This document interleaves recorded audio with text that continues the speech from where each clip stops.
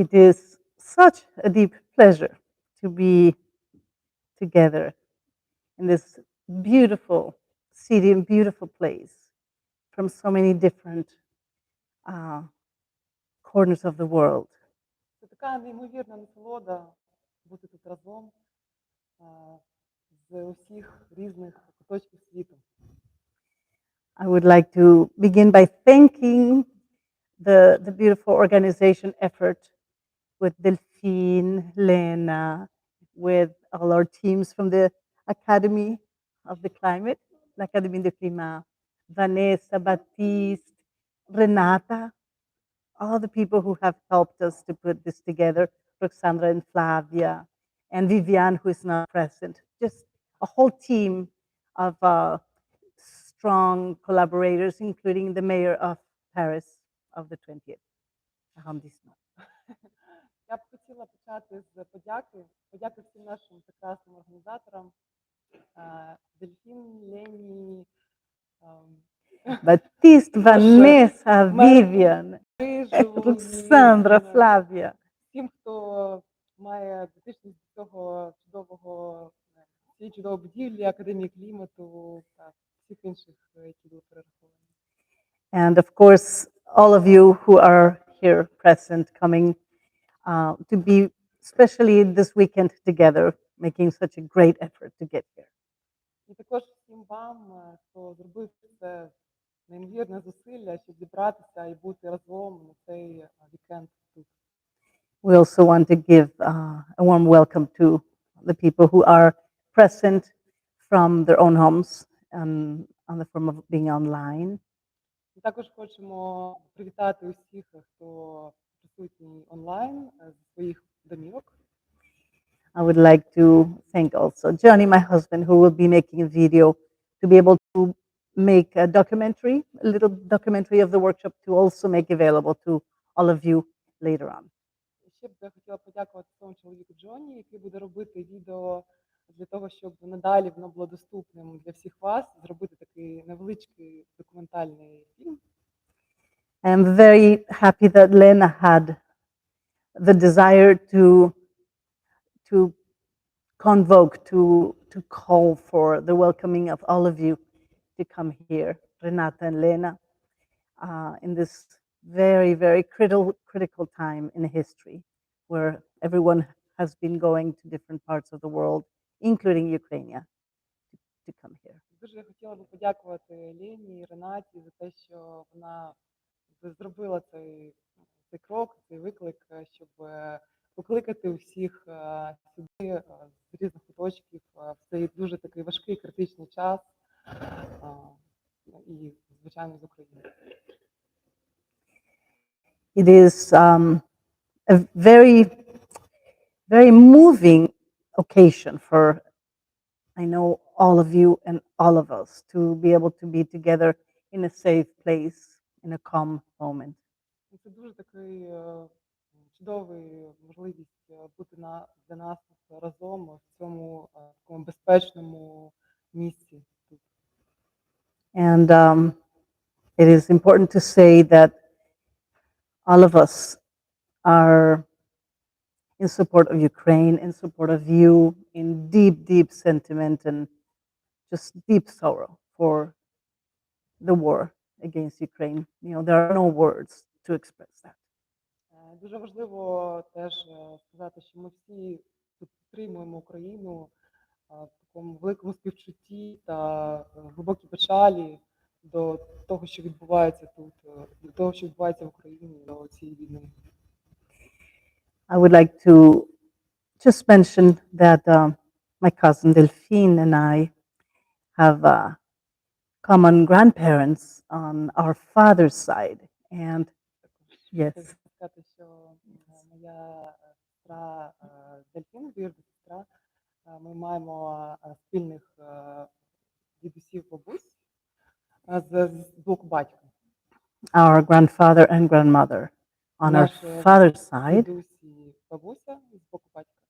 They were both born in Kyiv. Вони обоє народилися в Києві. And they also left during the First World War. They came to Paris.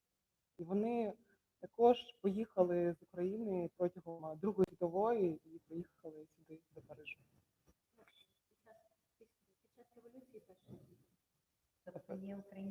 First. Перший. The First World War. Yeah. And with the Second World War, they also were forced to leave France and go to the States. So we also genetically understand the migration, the refugee status of fleeing away from war. І протягом Другої світової вони були змушені покинути Париж і переїхати до Штатів. І тому нам дуже зрозуміла ця ідея біженства і втечі з своєї батьківщини. Of course, as the granddaughters of that generation, we have not had the experience personally, but our deepest, deepest sentiments and our deepest, deepest love to all of you. And anything we can do anytime, our homes and here in Paris and in Brazil and California, everywhere in Mexico, you will always be welcome. І, звичайно, що як онуки ми самі не пережили цього на собі, але ми маємо таке дуже глибоке співчуття до цього, підтримку. І, звичайно, що наші будинки в Франції, в Бразилії, всюди, вони відкриті для вас.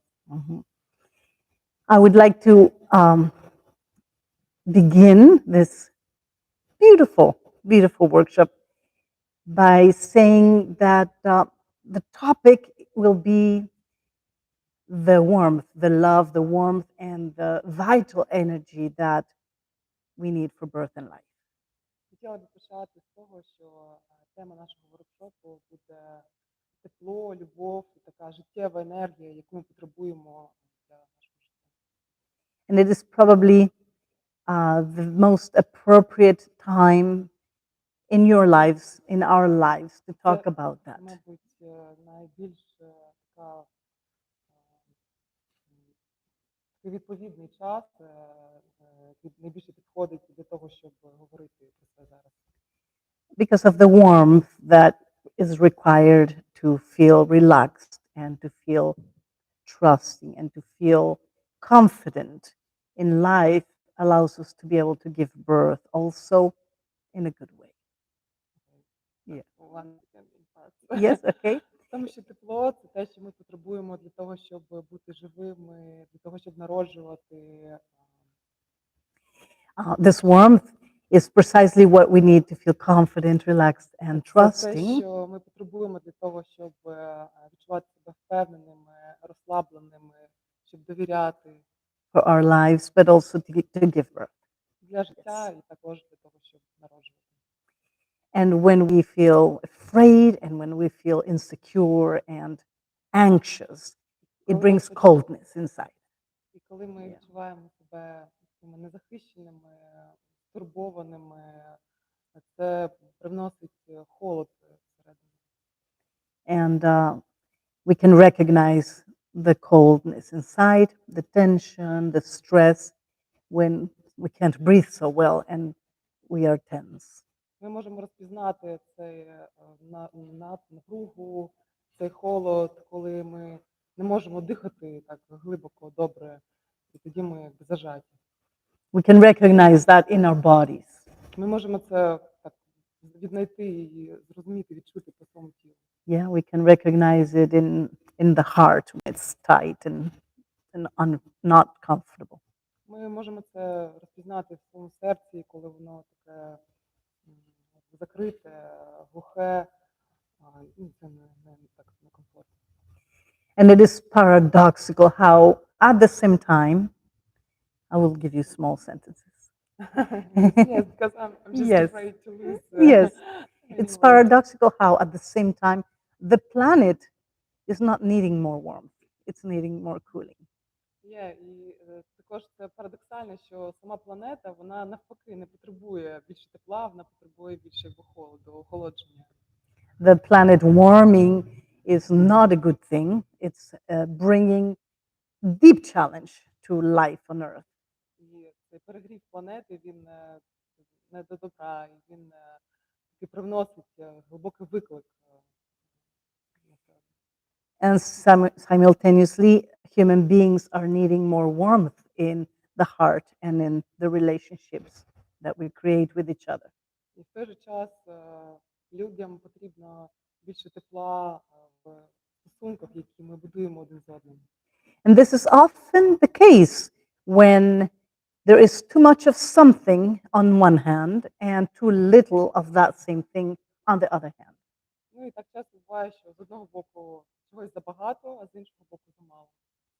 It seems incoherent that as human beings lack heart warmth, we are heating and overheating the planet. І так, це дуже дивно, що з одного боку люди потребують цього тепла для серця, а в той же час вони ж самі перегрівають цю планету. If we had more warmth in our relationship, not only with each other, but with the way we live, with the planet, Якщо б у нас було більше тепла не тільки один з одним, але й з планетою, more care, more connection, more understanding, більше турботи, більше зв'язку, більше розуміння, the effect that this would have on our surroundings and our environment would necessarily be much improved. It would bring health and um, equilibrium to our environment. і цей ефект він би звичайно був дуже добрим. Він би приніс рівновагу в наше середовище. So, the group that we are here, we are people who work with birth, Ця група, яка тут зараз, це люди, які працюють з народженням. we are mothers and fathers, Ми мами і папи, we are therapists, ми терапевти. we are also people who every day of our lives cook meals and hope to have good food to put on the table. Ми також ті, хто кожного дня готує їжу і надіється покласти якусь добру їжу на стіл. All of us have occupations that have to do with the day to day, moment to moment care of other people. Ми всі пов'язані з всіх у нас професія, яка напряму пов'язана з турботою від дня до дня про інших людей. And of course, in order to have that warmth and that calm, peace, energy to give, we have to try to be well within ourselves. І для того, щоб мати енергію на це тепло, щоб його віддавати, ми потрібні бути наповнені всередині себе. And when we want to offer support and loving care to the pregnant women and the birthing woman, we also need to be well. І коли ми хочемо надавати підтримку, турботу жінкам, які народжують, ми також маємо бути в порядку. So, as a general rule, in order to give to others, it is always very good to learn ways of finding this equilibrium inside ourselves. Ну, як таке загальне правило, відомо, що для того, щоб віддавати, потрібно знайти цю рівновагу всередині себе. And I will really enjoy and feel proud to share with you some techniques that we can use, the rebozo, bringing some personal comfort, but also that we can give to the pregnant and birthing women. Я би дуже була рада поділитися з вами деякими техніками, включаючи роботу, завдяки яким ми могли б почуватися комфортно, добре і ділитися ними з вагітними жінками. I think we all know as midwives and doulas and therapists as well that we are some type of magicians of fire. We need to create warmth and fire and vitality. Ну, всі ми, як акушерки, як доули, as midwives, doulas, and therapists, we need to терапевти, create. So it's Ми- like being a magician to ми create. ми трошки fire як and такі warmth. чарівниці, які створюють тепло, вогонь. Sometimes we find a woman who is afraid, Іноді ми знаходимо жінку, яка боїться, переживає, and she is facing the experience of giving birth to her child. вона стикається з цим досвідом, проходить через цей досвід народження дитини. And the fear and the insecurity can block. І цей страх, і ця така відчуття небезпеки може заблокувати це все. Many times, an idea or a belief can also be called paralyzed, negative, and it will block. І дуже часто ця ідея і таке усвідомлення, віра в голові може теж бути холодною, і вона може паралізувати, може блокувати. A deep sadness can block. Така глибока печаль може блокувати.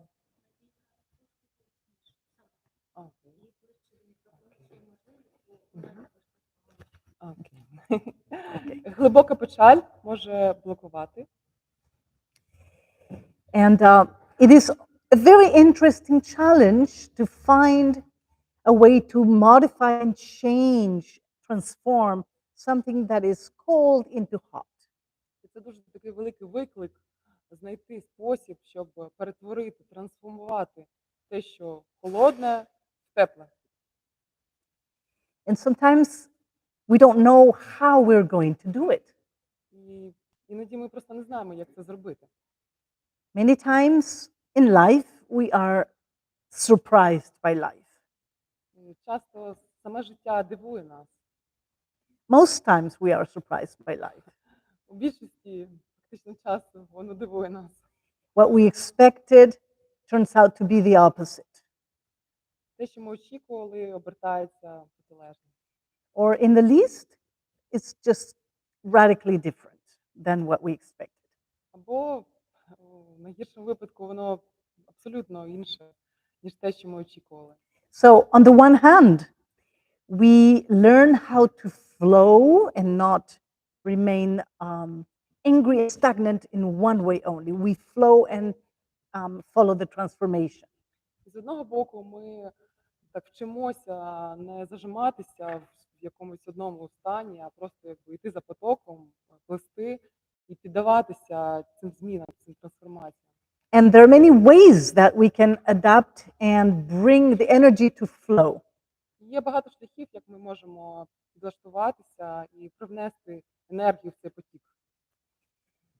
Many of these techniques are techniques that you use every day. They're not mysteries. І багато з цих технік це такі техніки, які ви використовуєте щодня. Це не є якісь таємниці. For example, singing. Наприклад, спів. One can be feeling sad or melancholic, and if you start singing, it will change everything, will change emotions.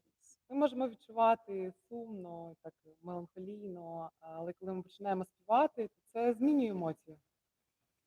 Dancing is another way of moving the energy around to modify the energy of the Танці surrounding. – це також інший спосіб змінити енергію навколо. And the rebozo, it's a way of dancing. Це такий Yes. вид танцю. If we embrace a person with a rebozo and we move the rebozo around, the person will move as if the person is dancing.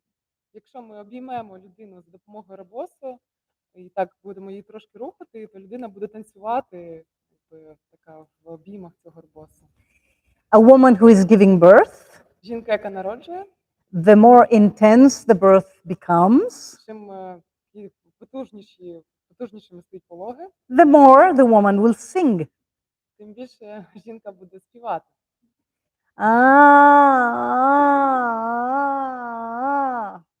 It's a song Це пісня. in Ukrainian. Yeah. The voice becoming free and flowing, no matter what sound it comes, it's a type of song. Це голос. The voice. Mhm. It doesn't matter what Голос, kind of який, song так, який, or what kind of sound. виходить, так, такий вільний, який виходить. Це із цієї Yes. пісні, да, неважливо якої.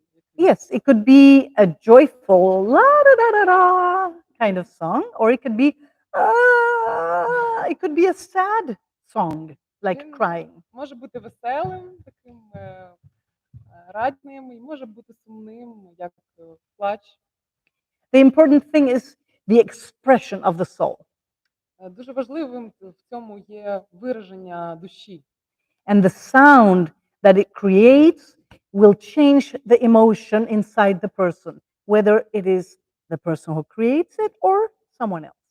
І цей звук, який виходить, він змінить або ту людину, від якої він, або когось іншого навколо. You have noticed the women who give birth Ви, напевно, помітили, що жінки, які народжують, in a flowing, um, natural way, в такому якби, потоковому, природному формі, природній формі, not only will they sing like but they will also dance. They move. They move and they sing. вони не тільки співають, але вони також і рухаються, танцюють і співають. So the women will always be an example for us to learn from on how to move energy in a positive way. І жінка це завжди такий приклад, як рухати енергію в такому позитивному ключі. Most women can give birth naturally by themselves if needed. Більшість жінок може народжувати природньо, самостійно, якщо If needed. потрібно. Mhm. Some women will need support and encouragement.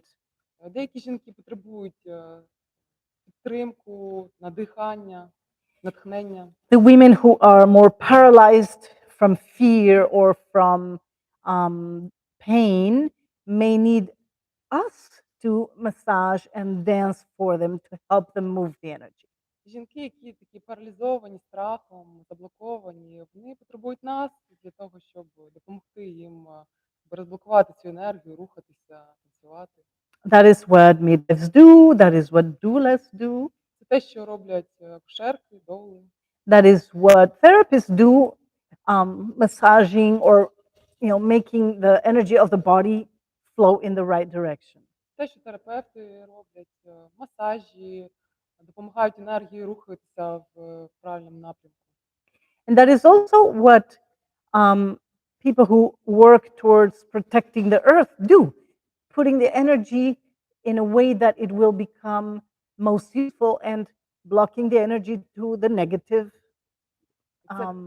channels. Це те, що роблять люди, які також захищають планету, вони допомагають енергії рухатися в правильному напрямку і стримують її від того, щоб вона рухалася в неправильному. So if we look at it on a broad spectrum, якщо ми подивимося на це в такому широкому ключі, в широкому спектрі, it is the same kind of work that we all do. це фактично та сама робота, яку ми всі робимо. And as I was saying, some women can do it without the help of anyone. І як я вже сказала, що деякі жінки можуть робити це без будь-якої допомоги когось. Some will need the help of midwives and doulas. Деякі потребують допомоги акушерок, доул. Certainly the woman and her man or partner will create a lot of warmth for the birth to happen in the best way.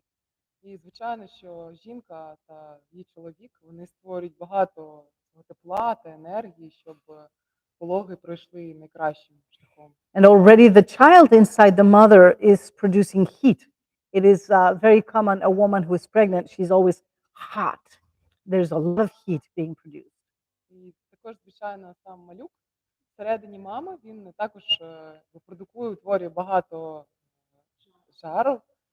жару всередині, і мама, яка вагітна, вона завжди так почувається спекотно, жарко. The baby is demanding a certain amount of energy to grow and to be healthy. Малюк потребує, він потребує багато енергії для того, щоб рости, зростати, для того, щоб бути здоровим. I was talking with my cousin Delphine yesterday that a pregnant woman becomes forgetful. She forgets the things of ordinary life. Я говорила вчора зі своєю кузиною Дельфін про те, що вагітна жінка вона стає такою забудькуватою, вона забуває взагалі про звичайне життя. And this is precisely so that she doesn't waste her energy doing things that are not essential. І це так і є, насправді, точно вона забуває про це, щоб не розтрачувати енергію на те, що не є таким суттєво важливим. I remember the first time I was pregnant. I was already a midwife, Я пам'ятаю, many hundreds of births, but it was my first time. Я пам'ятаю, що коли я народжувала вперше, то я вже була акушеркою, тобто вже так було в мене багато сотень жінок, які народили зі мною, але для мене це було вперше. It was my opportunity to feel what it is like to be pregnant, the inner experience of pregnancy. І для мене це була така можливість відчути зсередини, що це таке, як це бути вагітною, такі внутрішні переживання вагітності. And I remember one time a friend came to visit and I offered her a glass of water. Would you like a glass of water? І пам'ятаю, що один раз вдруг подруга прийшла до мене, я запропонувала їй стакан води. And she said, "Of course, yes, thank you." І вона сказала: "Так, звичайно, дякую." And as soon as she said thank you, I forgot about it. І як тільки вона подякувала, я одразу забула про це. And of course, when I realized this, I was so deeply moved by the experience. І коли я це зрозуміла, усвідомила, то мене дуже так торкнув цей досвід. Because I was not going to waste my energy Тому що я так не збиралася, не могла витрачати свою енергію. remembering about many other things besides making my baby. Про те, щоб пам'ятати про всі ці різні інші речі, окрім того, щоб допомагати створювати так свого малюка, свою дитину. And just like that, I also suspected I was pregnant when I would fall asleep in the middle of a conversation. Ну і також я здогадувалася, що я вагітна, коли я просто засипала серед розмови. And these are examples, very, very concrete examples of how we are capable of preserving energy and making energy flow or not flow as needed. І це такі випадки, це такі приклади того, як ми зберігаємо цю енергію або допомагаємо їй не розтратитися. A pregnant woman is a very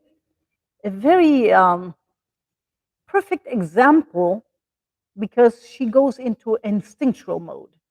Вагітна жінка – це такий чудовий приклад, тому що вона переходить в такий режим інстинктів. And we can learn so much from observing either humans or animals being instinctive, doing the things that are really needed. Ми можемо багато чому навчитися, спостерігаючи за тваринами, які роблять це інстинктивно. It is something we're so used to, doing things from what our mind thinks is a good thing to do, or just a thought or an idea that leads us. Ми так звикли до того, щоб робити речі від того, що наш розум каже нам добре робити, Or an idea that we think або we should якась do. ідея, яку ми вважаємо потрібно реалізовувати, яка веде нас. But we know very well that human beings can have very bad ideas, Але ми дуже добре знаємо, що люди можуть мати дуже погані ідеї, terrible ideas, жахливі, страшні, catastrophic ideas. катастрофічні ідеї. So to go back and to follow the example of the instinct of animals and human beings will teach us a great deal of how it might be better to proceed. І якби повернення до цих інстинктів, так, до спостерігання цих інстинктів допоможе нам, will help us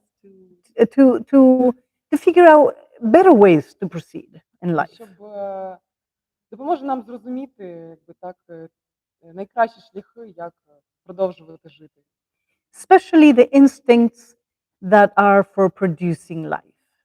Особливо ті інстинкти, які необхідні для того, щоб створювати життя. And these will be mostly guaranteed feminine instincts. І це гарантовано жіночі інстинкти. I think we could possibly agree that a woman's instinct tends to be an instinct of producing life, Ми можемо погодитися, що інстинкти жінки це інстинкт продукувати, створювати життя, preserving life, зберігати життя, protecting life, захищати життя, nourishing life. підпитувати життя. And of course, when I say a woman's instinct, I also include men. It's the feminine creation, protection, and maternal instinct that any gender can have, but it is represented by women. Of course, Звичайно, коли я говорю про жінку, я також говорю про чоловіка. the maternal instinct is also embodied by men as well. Це жіночі інстинкти, вони також утілеснені так в чоловіках. But it is, of course, the vast majority of women who have it intrinsically. І, звичайно, переважно це жінки, які мають їх всередині. Yeah.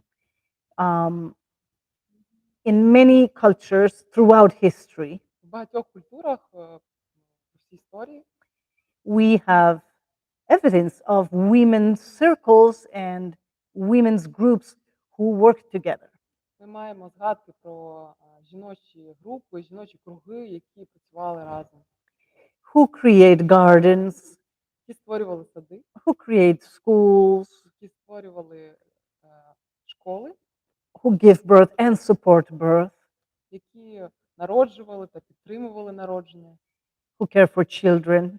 які турбувалися про дітей. And in general, women don't have much energy to waste doing war. І в цілому, в загальному, у жінок немає багато енергії, щоб розтрачувати її на те, щоб воювати. And rather, quite the opposite. Quite the opposite. Навіть навпаки. In Mexico, there is a big problem, social problem, В Мексиці є така велика проблема, суспільна, так, соціальна проблема, and it has a root in all of the problematics of the Central American refugees who are fleeing their вона countries має це коріння в біженцях з Центральної Америки, because they're refugees fleeing away from violence. тому що біженці, вони втікають від насильства. So there are hundreds and hundreds of people. Many are very young, many are children going on trains north from all the Central American countries. Сотні і сотні людей, багато дітей, які втікають, сідають на потяги. Their idea is that if they stay, they will be killed by gangs and mafia. Вони вважають, що вони думають, що якщо вони лишаться, то їх вони будуть вбиті мафією, зброєю, Organized crime, якимись організованими кримінальними lack організаціями, of work, just not good. безробіттям, Yeah. різними поганими умовами. And they take the train every day. They jump on a train and they go north. І вони сідають кожного дня на потяги і подорожують на північ. And there are a few villages on the side of the train tracks. Є кілька деревень на шляху потяга, In which the women of the village get organized every day, в яких жінки цих деревень вони організовуються кожного дня. and all of their energy goes into cooking, Їхня вся енергія йде в приготування. putting food and water in bags, tying them, Вони збирають ці такі кошики з їжею, зв'язують їх. and when the train goes by, because it goes by at a certain time every Коли day, проходить потяг, він приїжджає кожного дня в один той самий час. these large groups of women throw the food and throw the water to the train, and all the people just catching. Ці групи жінок, вони просто швиряють, кидають в вікна потяга, і люди там просто їх хапають і воду, і їжу. So it is just one more example of female energy trying to put the vitality in a generous way towards humanity. І це ще один такий приклад того, як жінки а, а, вкладають свою життєву енергію в життя. Mhm.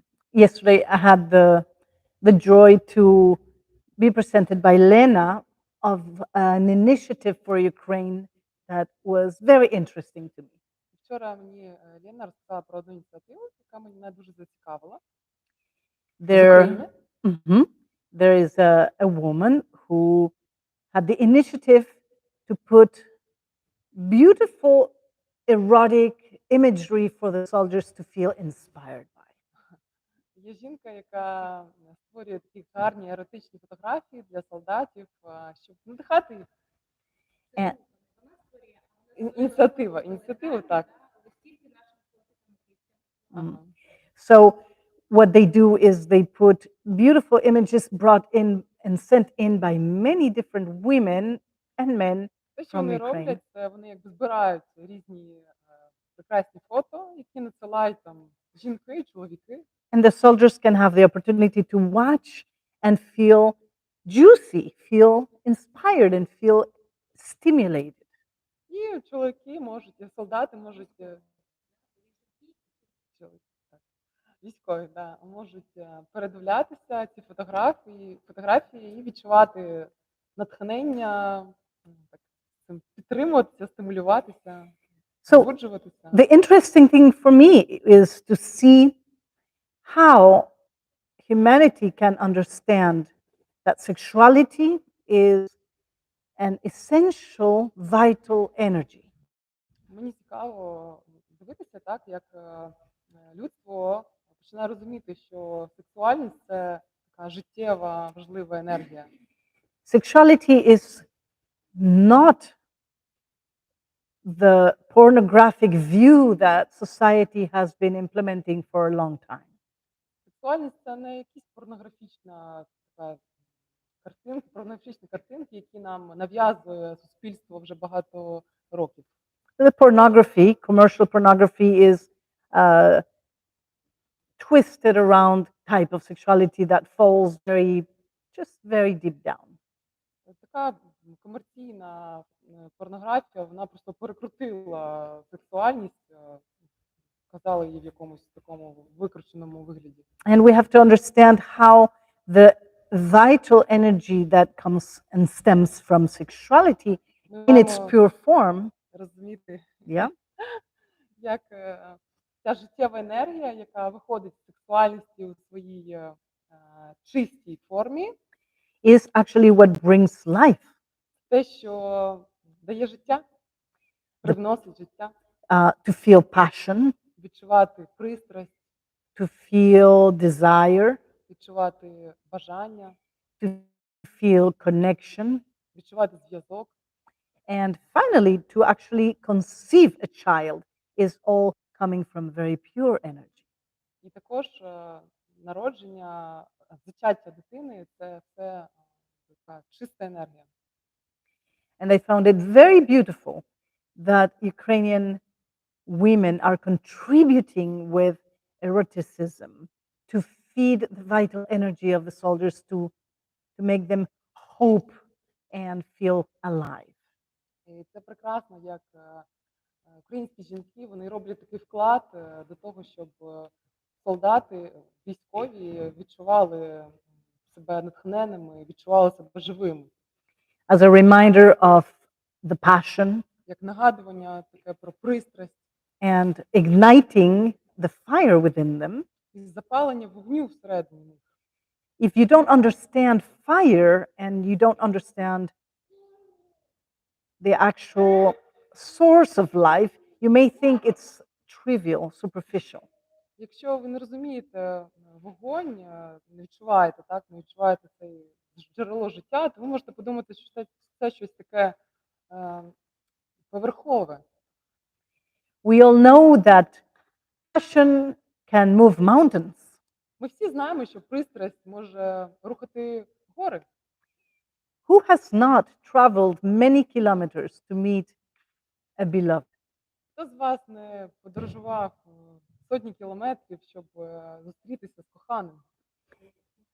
Who has not done something apparently crazy just to meet a beloved? Хто з вас не робив щось таке божевільне, так, щоб зустрітися з коханим, Yeah. щоб зустріти його? Ми можемо зробити, знаєте, як є такий засіб, якщо ви знаєте, що у вас є саме такий досвід, ви можете без слів зробити She ось says так. that like we can Це так роблять плейбекери. answer to what you say, like if we feel something that is That resonates? inspiring us, yes, that Yeah. resonates with us, we can do something like this. Yeah. Yeah. How many of you here present have done something rather wild for passion? Багато з нас тут робили щось таке дике для нашої пристрасті. Yeah? Yeah. Yeah. Has anybody not ever done something wild for passion? Тут є хтось, хто не робив щось таке дике, божевільне для пристрасті. Yes. So you would agree with me that when you feel passion and desire, you have more energy than in ordinary times. Ви, безперечно, зі мною погодитеся, що коли ви відчуваєте пристрасть, бажання, то у вас набагато більше енергії, ніж весь інший час. So what these women are doing by sending erotic imagery and provocation to the men is giving them fire. Те, що роблять ці жінки, які висилають ці еротичні, провокативні фотографії, вони якби дають їм цей вогонь, запалюють цей вогонь. Which, in a way or another way, we midwives and doulas do that also for the birthing woman. Що ми в тому чи іншому, в той чи інший спосіб акушерки, доули робимо під час народження дітей. If she needs it. Для жінки, якщо вона потребує це. Because most times the physiological process of birthing woman already is producing oxytocin for the birth. Тому що зазвичай в більшості випадків цей фізіологічний процес народження, життя, він привносить окситоцин. So how do we actually produce warmth and passion when things are cold?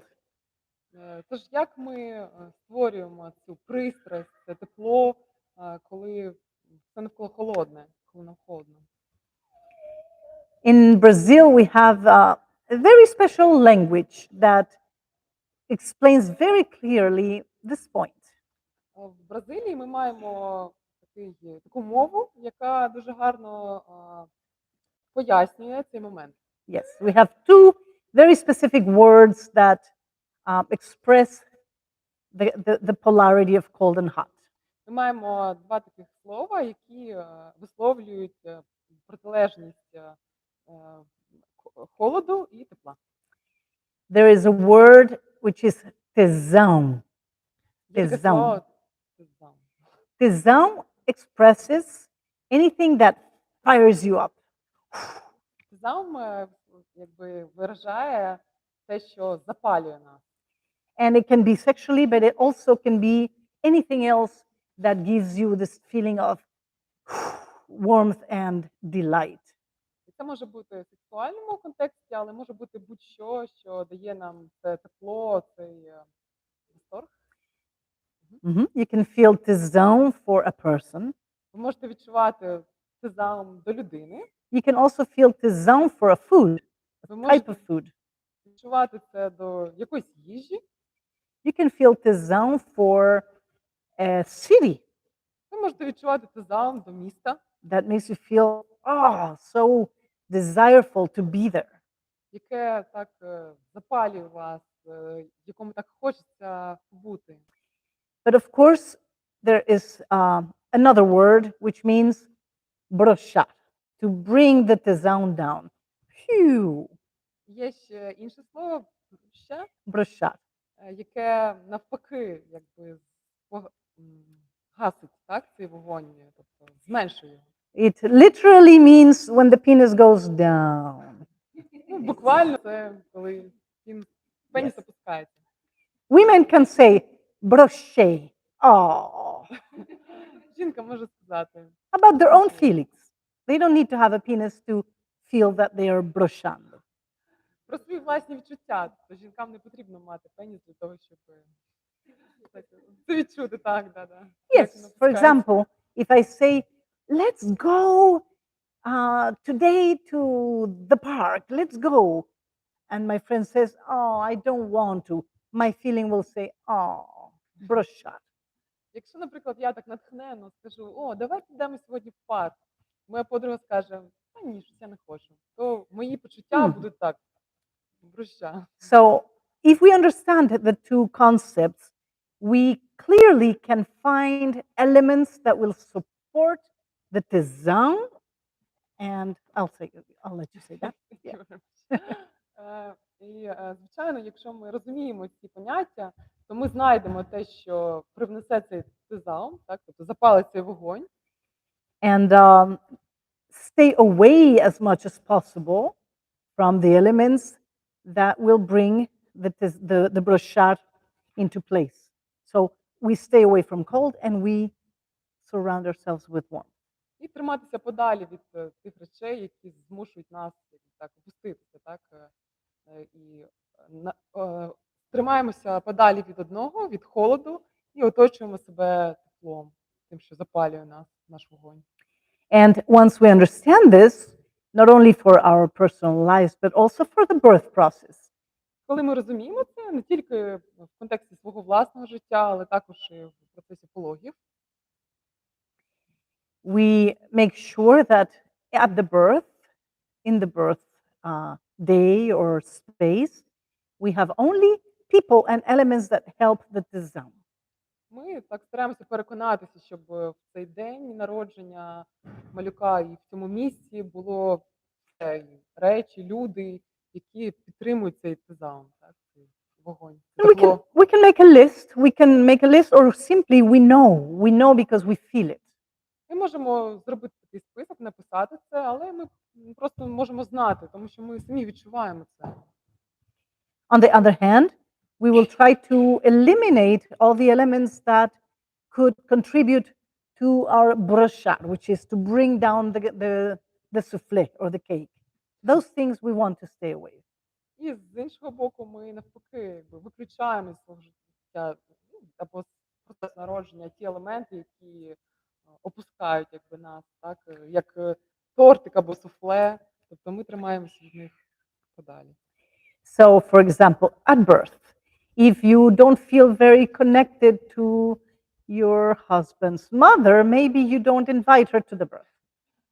Наприклад, народження, так, якщо ви не маєте такого зв'язку з матір'ю вашого чоловіка, то краще, напевно, не запрошувати її на пологи. Especially if she is a person who's telling you, don't do that, you should do this. Oh, that's not right.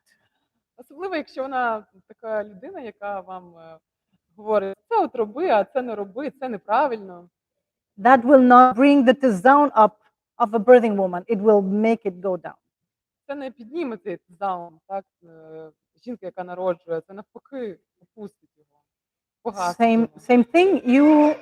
You would choose a midwife or a doctor or a doula that makes you feel supported in your excitement, in your positive energy, in the warmth of your heart. І так само і з доулою, акушеркою, ви вибираєте, або доктором, лікарем, ви вибираєте такого, який надихає вас, підтримує цей тезаум життя. If every time you meet your doula or midwife or doctor, you come out feeling disencouraged, you have to change.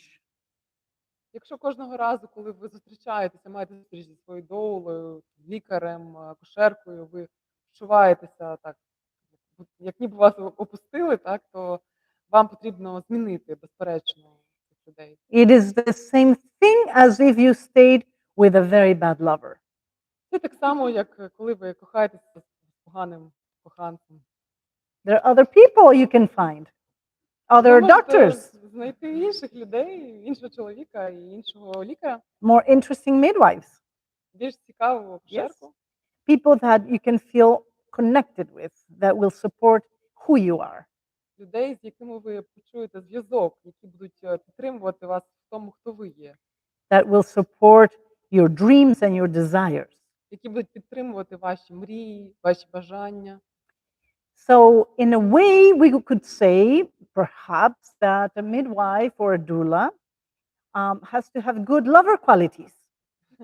Тобто, певним чином можна сказати, що доула або акушерки мають бути якості гарного коханця. One time, I run into a woman in the street, a woman I had been her midwife for a few years before. Ага. Одного разу я так стикнулася випадково на вулиці з однією жінкою, в якої я була кілька років до тому акушеркою. And when I was younger, I had more cushion. I was a little bit more heavy, a lot more heavy. Коли я була молодша, то я була така трошки як повніша, ну, трошки така була пухкіша. And when she saw me in the street, she said, Naoli, what have you done? І коли вона побачила мене на вулиці, то вона сказала: Наолі, що з тобою сталося? Що ти зробила? I lost many kilos. Я втратила багато кілограмів. And she was so disappointed. Вона була така розчарована. I can't have another baby. Я не зможу народити більше. Where am I going to put my face? Куди я зможу покласти своє обличчя? What do you mean? Я так здивувалася, що ти маєш на увазі? Well, in birth, I was putting my face between your breasts, like this. Бо коли я народжувала, то я так якби уткалася, клала своє обличчя тобі між груди. Так. It was so warm and so comforting for me. Це було так тепло і так комфортно мені в цьому стані. It was a very interesting testimony Це було таке дуже цікаве знання. because we never understand just how much warmth and support we provide to women in pregnancy and birth that has to do with the human level and not so much the professional, the clinical. Так, бо ми дуже часто не усвідомлюємо, як багато тепла ми даємо їм на такому людському рівні, ну, не кажучи вже про таку медицинську, технічну сторону, а от саме про The людську. clinical. Mhm. Of course, the clinical and the technical and the practical should be very good. We should be very good at it. Звичайно, що така ця технічна, практична частина, наш досвід, він має бути дуже хорошим. Ми маємо бути експертами. We should know how to prevent and solve many difficulties. Ми маємо знати, як запобігти та вирішити багато складних питань, багато складнощів. Many of our techniques should include helping a woman transform the coldness into the warmth. Багато наших технік мають включати цю можливість перетворити холод на тепло. And I'm going to stop for a moment to share with you it's not a maneuver and it's not exactly a technique. Я зараз A secret. зупинюся на хвилинку і покажу вам не те, щоб техніку або якийсь маневр, а як більше таку таємничку, такий секретик, That will make our day more comfortable. який зробить наш день більш комфортним, зручним. And if it's more comfortable, you will be more at ease and more joyful in this day. Якщо вам буде зручно, то ви будете себе почувати так більш розслаблено, краще протягом цього дня. For this, you can use a rebozo, and I can lend you my rebozos and all the rebozos we brought. І для цього вам потрібно буде використати ребосу. Я можу позичити вам Yeah. свої, You can усі, also які ми принесли. you can use a sweater, also anything that is long enough. І можете використати светр або те, Yes. що доволі достатньо довго для цього. Yes. Roxandra, if you would please take the rebozos out of the suitcase, you could share some. You could use any piece of cloth.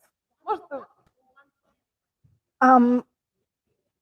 One for everybody, but it could be a piece of cloth. Може Yeah. бути просто будь-яка тканина.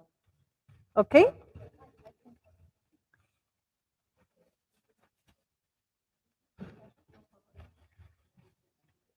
If you have a sweater, you could use a sweater too. Yes? A sweater that's long enough. Так, якщо у вас є светрик, то ви можете використати його, якщо він достатньо довгий. And you are going to tie it around like this. І, будь ласка, отак його прив'яжіть навколо себе. And you're going to make a knot. І такий зробіть вузлик. Like this. Отак.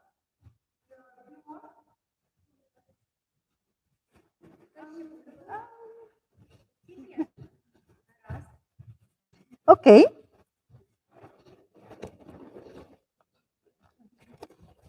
You put it around and up, and then you sit. Отак його піднімаєте, трошки ззаду теж вверх. І It's так your просто it's a сідаєте. chair.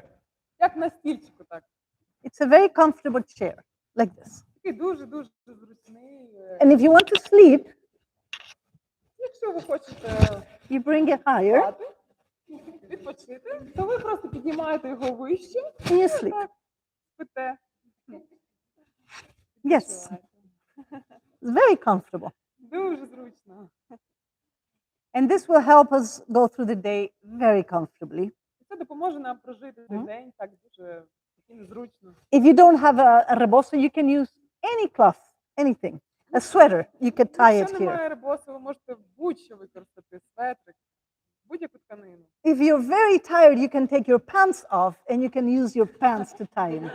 Якщо ви дуже втомилися, то ви можете просто зняти штани і використати їх для цього. Yeah. So close your legs very tight. Make the knot very tight. Yes, it has to be tight. Тобто так от прижміть до себе ноги, коліна Mhm. і дуже сильно так перев'яжіть його. Має бути цей Yes. вузлик гарно перев'язаний. And then you relax your legs and your back. Потім that. ви розслабляєте свою спину і свої ноги. Yes? Anybody has an extra rebozo to lend other people? Extra cloth, extra something? So everybody can have some cloth? That's it? Okay. Good. So we can sit like this and have our backs rested. And you will notice very soon that when you're more comfortable, you can be more perceptive. І так от ми посидимо з вами, розслабимося. І ви дуже скоро відчуєте, що коли ви розслаблені, то ви набагато краще сприймаєте. And this is an example of, very, very simple example of what a birthing woman will feel if she is more comfortable and she feels embraced, she can relax. І це такий приклад, гарний приклад того, як жінка, яка народжує, почуває себе, коли ми так обіймаємо її, тоді вона розслабляється, вона може розслабитися. So the rebozo, now that we have it on our bodies, is a piece of textile I would like to present to you because maybe some people don't know what it is. Я розкажу трішки про ребосу, тканину, я розкажу вам трішки пару слів, бо, можливо, хтось з вас не знає, що це. Yes, it is a very simple textile, usually handmade. Дуже проста тканина, зазвичай, яка зроблена вручну. I'm going to open it just to show to people, but you can keep yours on. It's okay. Я розкрию, щоб показати, але вам не обов'язково розв'язувати. And we are able to use it to embrace the body, just the way we've embraced our bodies like this. I'm going to Ми show. можемо так його використовувати, щоб Mm. обіймати своє тіло. You will need to tie it even a little bit more tighter, very tight. And the higher you can bring it, the better. You don't need to sit on it. Yeah, that way you have more. Okay. And then you make it really nice and tight. The tighter you make it, the more you can relax. Yeah? Yeah, it's good. The online people are watching you. And then, yeah, you can just tie it nice. Mm-hmm. And then relax. There. Yeah. There you go. Okay. So that is one example. Of course, Це I would один like to приклад. I would like to teach you briefly, in a little while after you rested.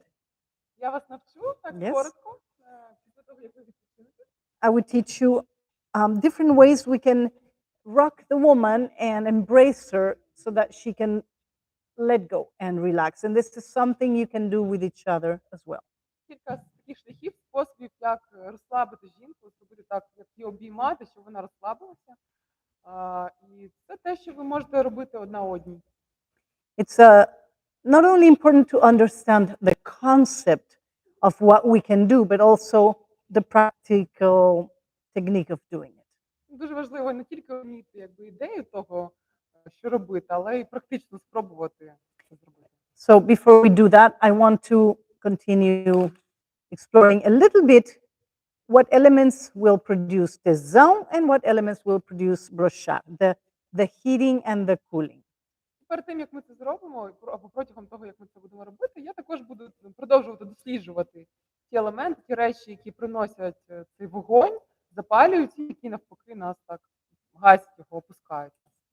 Це So I think for this we can collaborate to make a list.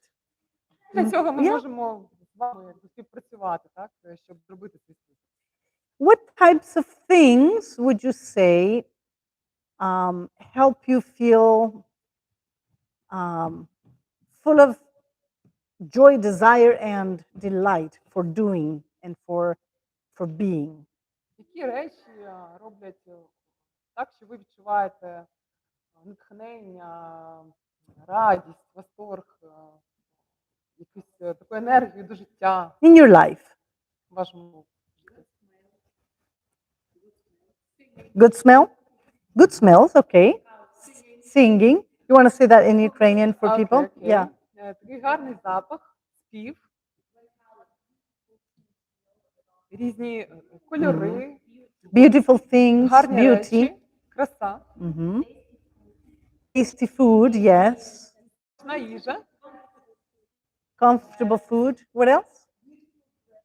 Beautiful dresses, beautiful clothes. гарні речі, Hugs, of Обійми. course. Warm embraces and такі hugs. теплі обійми,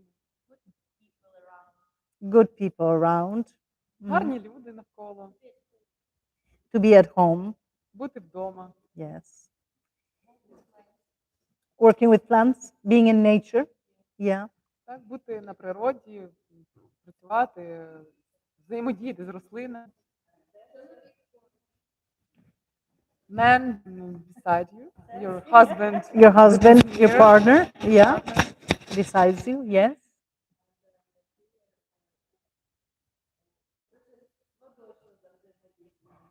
Like collaborating, doing something with water.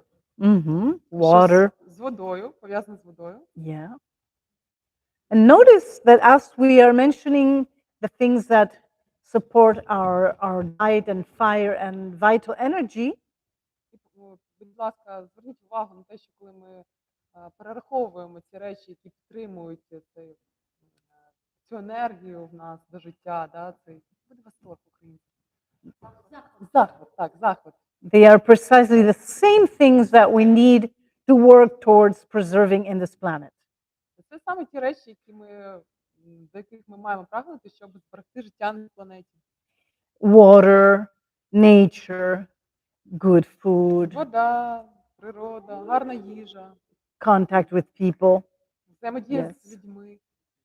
all the things that the planet provides for us in a round and circular way.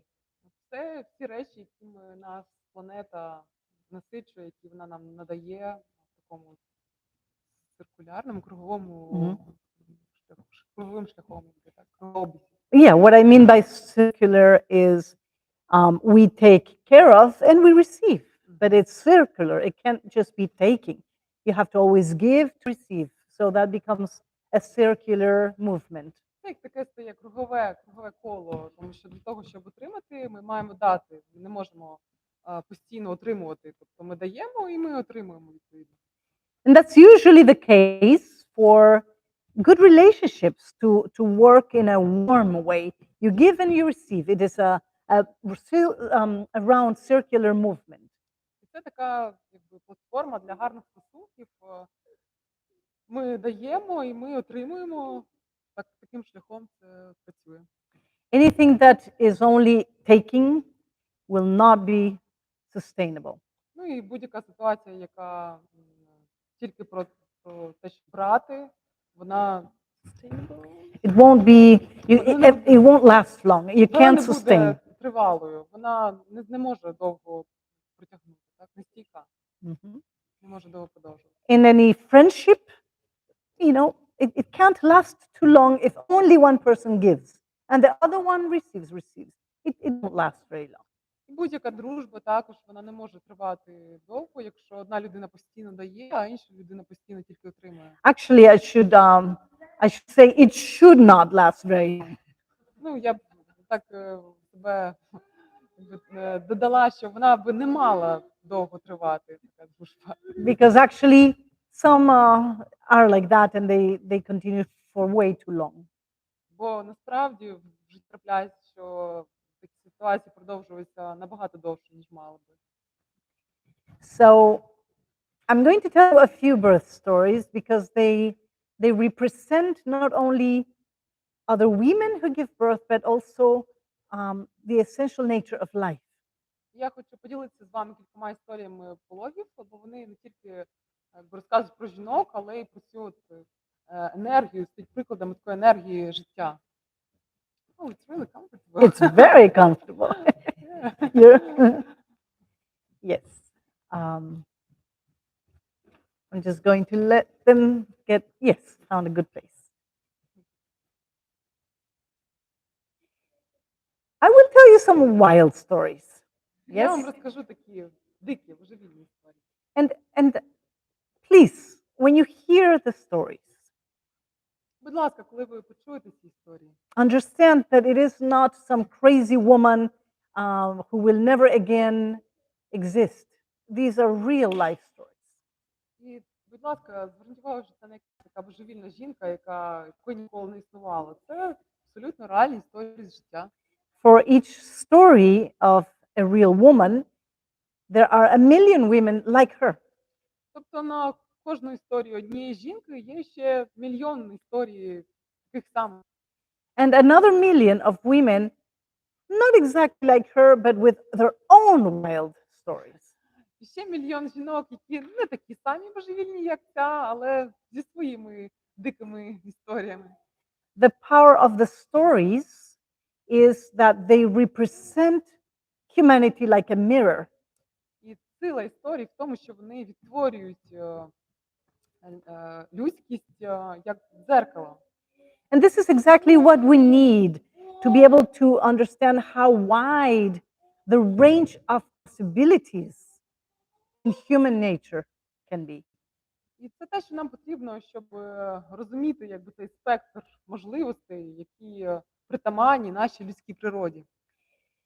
In the medical system, В медичній системі we have been led to believe that birth is a controllable event. нас так переконують, стараються переконували в тому, що народження процес пологів – це така контрольована річ. Just in the same way as the crazy way of thinking of humans has been going to the belief that they can control nature and the planet Earth. Так само, як люди, божевільні люди, вони думають, що вони можуть контролювати планету, природу. Trying to control women in birth is as crazy as trying to manipulate and control the planet Earth. It will lead to the extinction of it.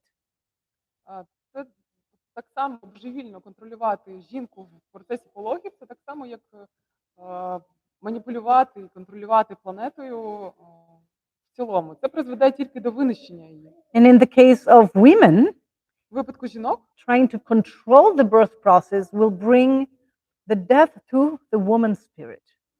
і в випадку жінок ця спроба контролювати процес пологів, вона призведе до загибелі цього духу жінки. It brings sadness, it brings depression, Вона привносить тугу, сум, депресію. it disconnects the woman from her inner power. Вона від'єднує жінку від її внутрішньої сили. The women who are over-controlled in birth and interfered with Жінки, які забагато сильно контролюються кимось під час пологів, бо які на собі відчувають втручання, they have to work very hard to conquer again their self-esteem and their self-confidence. їм потрібно так боротися за свою самооцінку, за свою гідність. And of course, the connection between the mother and the child is also wounded. І цей зв'язок між матір'ю та малюком, між дитиною, він також порушений.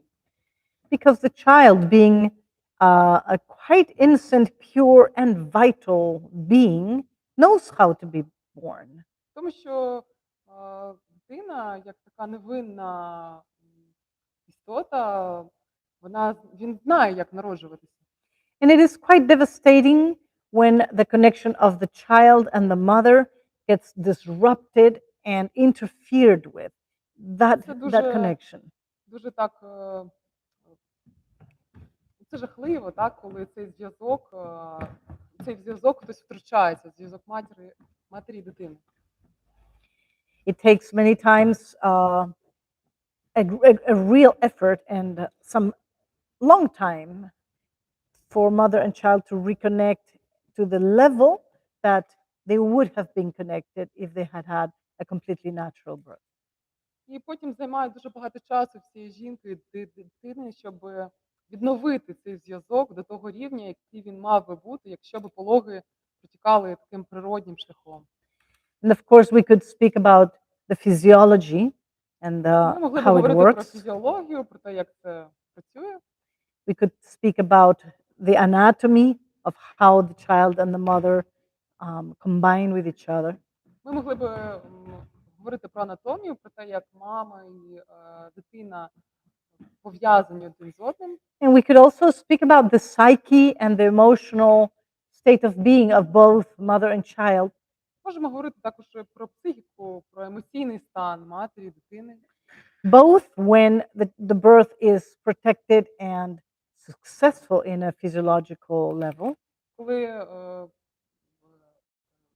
процес пологів такий захищений в фізіологічному плані, безпечний. also if it is obstructed and tempered with, intervened with. І також, коли в цей процес хтось втручається.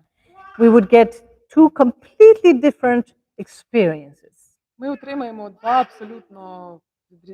досвіди, які відрізняються тотально. Two very, very different emotional states of being, if the woman had interventions or not. Два абсолютно різних емоційних стани, коли коли в процес пологів хтось втручався і коли це відбувалося природно.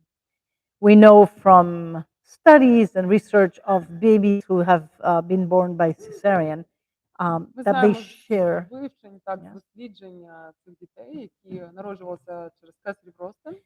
They tend to share a certain psychological state of mind of perhaps not finishing projects. Вони якби відчувають в них такий емоційний стан психологічний, як незавершений якийсь проект. Did you know that there exists a society of people born by cesarean? Ви знали, що існує навіть така спілка людей, які народилися через кесарів розтин? Of course, in the United States. Звичайно, в Америці. Where else? Де б ще? But it is quite interesting because all these thousands and thousands of people come together and they share their experiences and they come to conclusions. Але це дуже цікаво, дійсно, тому що ці тисячі людей, вони збираються разом і вони так діляться своїми роблять висновки, так, і діляться своїм досвідом. The majority of them share a common trait, which is difficulty finishing projects. І вони всі якби діляться однією рисою, that is, A difficulty to finish projects, що вони мають проблему з тим, щоб завершувати якісь проекти. which is not a coincidence given that they were extracted from their mothers. They did not finish the project of being born. І це не дивно, це якби не співпадіння, тому що вони самі пройшли через цей досвід, що їх якби дістали з мами, і вони не завершили свій процес, свій природній процес. And of course, that is only taking one aspect. І це тільки такий один аспект. There are so many aspects to the act of being born than Є just дуже that. багато різних моментів в цьому процесі народження. Yes, Michel Audin is a French doctor who is a pioneer of birth-related topics. Мішель Ден – це такий акушер, який є піонером в темах, пов'язаних з народженням, з природніми пологами. He created a big project called the Primal Birth Research Center. Primal Birth Research Center. Він створив такий великий проєкт, який називається, може хтось знає, як правильно називається, не перекрутити. Ну ладно, Дослідницький інститут тоді природних пологів. Yeah, okay.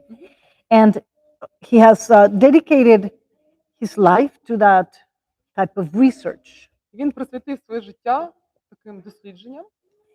And it shows very clearly the effects of everything that goes around the gestation, the birth, and the immediate postpartum period with the rest of one's life. І це там дуже багато моментів, які показують, як пов'язаний період гестації, пологів, післяродового відновлення на подальшому житті жінки, дитини. Yes. So if we need evidence, we have evidence. Якщо нам потрібні конкретні якби факти, то ми їх маємо. Of the absolute need to understand and respect not only the birth process, but from pregnancy and preconception. Щоб розуміти глибоко і поважати не тільки процес самих пологів, народження, але й зачаття, вагітності. And as far as midwives and doulas go, and as far as pregnant women go, as far as pregnant women, midwives and doulas are concerned, Ну і оскільки як okay, as far as they're concerned, we have to наскільки знають доули, Yes. акушерки, pay close attention to what we choose to surround the birthing woman with, що ми маємо приділяти дуже таку глибоку увагу тому, як ми обираємо ті речі, ті предмети, які оточують жінку, яка народжує, and of course, what we choose to surround ourselves with, і те, чим ми самі себе оточуємо, which, as a conclusion, really means helping to support the birth process, the life process, що у висновку підтримує процес народження, with warmth, теплом, надає тепло, with respect, повагу, with caring, турботу, with listening and being very attentive to the needs of the person. таке слухання та прислухання до потреб цієї людини. Because this will directly impact the way that the birth goes, Тому що це напряму вплине на те, як будуть проходити самі пологи, but also the way that both women and babies feel about the birth. і те, як жінка і як дитина будуть почувати себе після пологів, тобто як будуть згадувати про пологи. Okay? So why don't we start doing a little bit of work with the rebozo? Зараз ми трошки попрацюємо з рибосом. And I will show you something we can do with each other as exercises. Я вам покажу деякі речі, які ми можемо робити разом, як вправи. They are basic exercises, very simple, Це такі фундаментальні вправи, основні, дуже прості. yeah, they are quite easy to do, but the impact is quite profound. Вони доволі прості у виконанні, але їх ефект доволі глибокий. And the impact that we are searching for or that we are hoping for І цей вплив, на який ми очікуємо, цей ефект, який ми хочемо відчути, is promoting relaxation and comfort for the person. це таке надання цього відчуття розслабленості, комфорту людині. If we understand how deeply that impacts the production of relaxin, oxytocin, Якщо ми розуміємо, як dopamine, ці окситоцин, дофамін діють, which are all hormones that help the gestation and the birth process, but also a comfortable, joyous life. це ті гормони, які допомагають не тільки гестації та процесу пологів, народження, але і в принципі допомагають нам в житті почувати себе комфортно, зручно. Yes. And welcome, Renata. So happy you have arrived. Thank you. Thank you. I believe it is very important for Ukrainians nowadays to be able to use these elements and use these techniques as you may be displaced in places that are not your home. Так, я вважаю, що це дуже важливо саме зараз для українців користатися цими техніками, відчути це, оскільки ви усі були переміщені до місць, які не є вашими домівками. And everything that we apply in our work should also be applied in our personal life. І все, що ми використовуємо, чим ми користуємося в своїй роботі, ми можемо теж перенести в своє особисте життя. This is the way we understand anything that we use in life by trying it ourselves. Це те, як ми можемо зрозуміти те, що ми використовуємо, це спробувати це на собі. And also because whatever we would like to provide for another person, if we already have that, it's easier to contage it or to stimulate it in the other person. І якщо ми хочемо допомогти іншій людині відчути щось, то набагато простіше, якщо ми самі вже відчували це, передати. So remember what I said earlier, that any sound that comes out is a song, І пам'ятайте все, що я казала ще раніше, що будь-який звук, який виходить з вас, це звук, including crying, це включаючи плач. because crying is, it signifies that the stone or the coldness inside is melting. Цей плач, він сигналізує те, що цей холод всередині, він тане. Many times we put something inside that is so difficult, so hard, that it stays like a ball inside and we push it down. Часто ми проходимо через якийсь досвід і якби поглинаємо його всередині себе так глибоко, що він як такий шар, який ми проштовхуємо все глибше і глибше. And I know all of you have that inside right now because of the circumstances of your lives in Ukraine. І я знаю, що всередині вас всіх зараз є це відчуття, тому що всі ви пройшли через ці обставини, пов'язані з Україною. But when we allow that emotion to come up and come out in tears or crying or even sometimes just talking, it makes a relief. І коли ми дозволяємо цьому вийти як звук через плач, або просто навіть через розмову, то ми відчуваємо полегшення. When you can have that space and that moment of release. Коли ми маємо цей простір, і цей момент вивільнення. And it will be similar to a birthing woman who is not allowed to make sounds.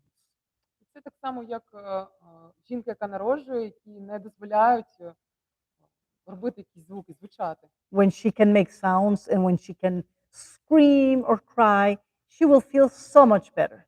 Коли вона може звучати, вона може кричати, плакати, то вона буде почуватися набагато краще.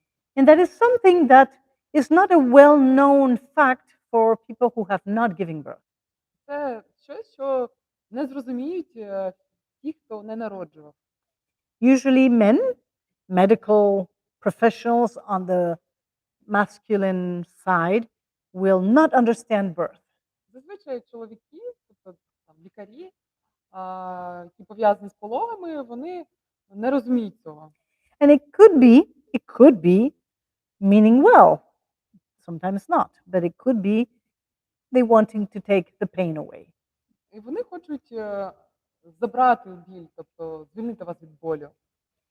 For example, the anesthesiologist, Ну, тобто навіть бажаючи зробити краще.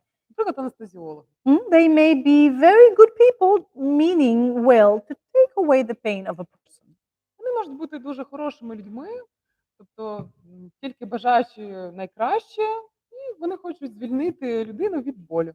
And the epidural is offered, І тому вам пропонується епідуральна анестезія, different types of anesthesia or analgesia, різні види анестезії, анальгетиків, which will diminish or take away the pain. які зменшать або повністю заберуть біль. But in truth, if you can compare a woman who is able to feel and express her feelings, will have a better birth experience. Але насправді, якщо ви порівняєте, жінка, яка може відчувати біль і висловлювати його, то вона отримає набагато кращий досвід пологів. Because the physiological experience of birth, yes, it is intense, but it is also a climax of our life, which involves power, strength. Тому що цей фізіологічний аспект народження, він не тільки такий складний, важкий, але він як кульмінація, Yeah.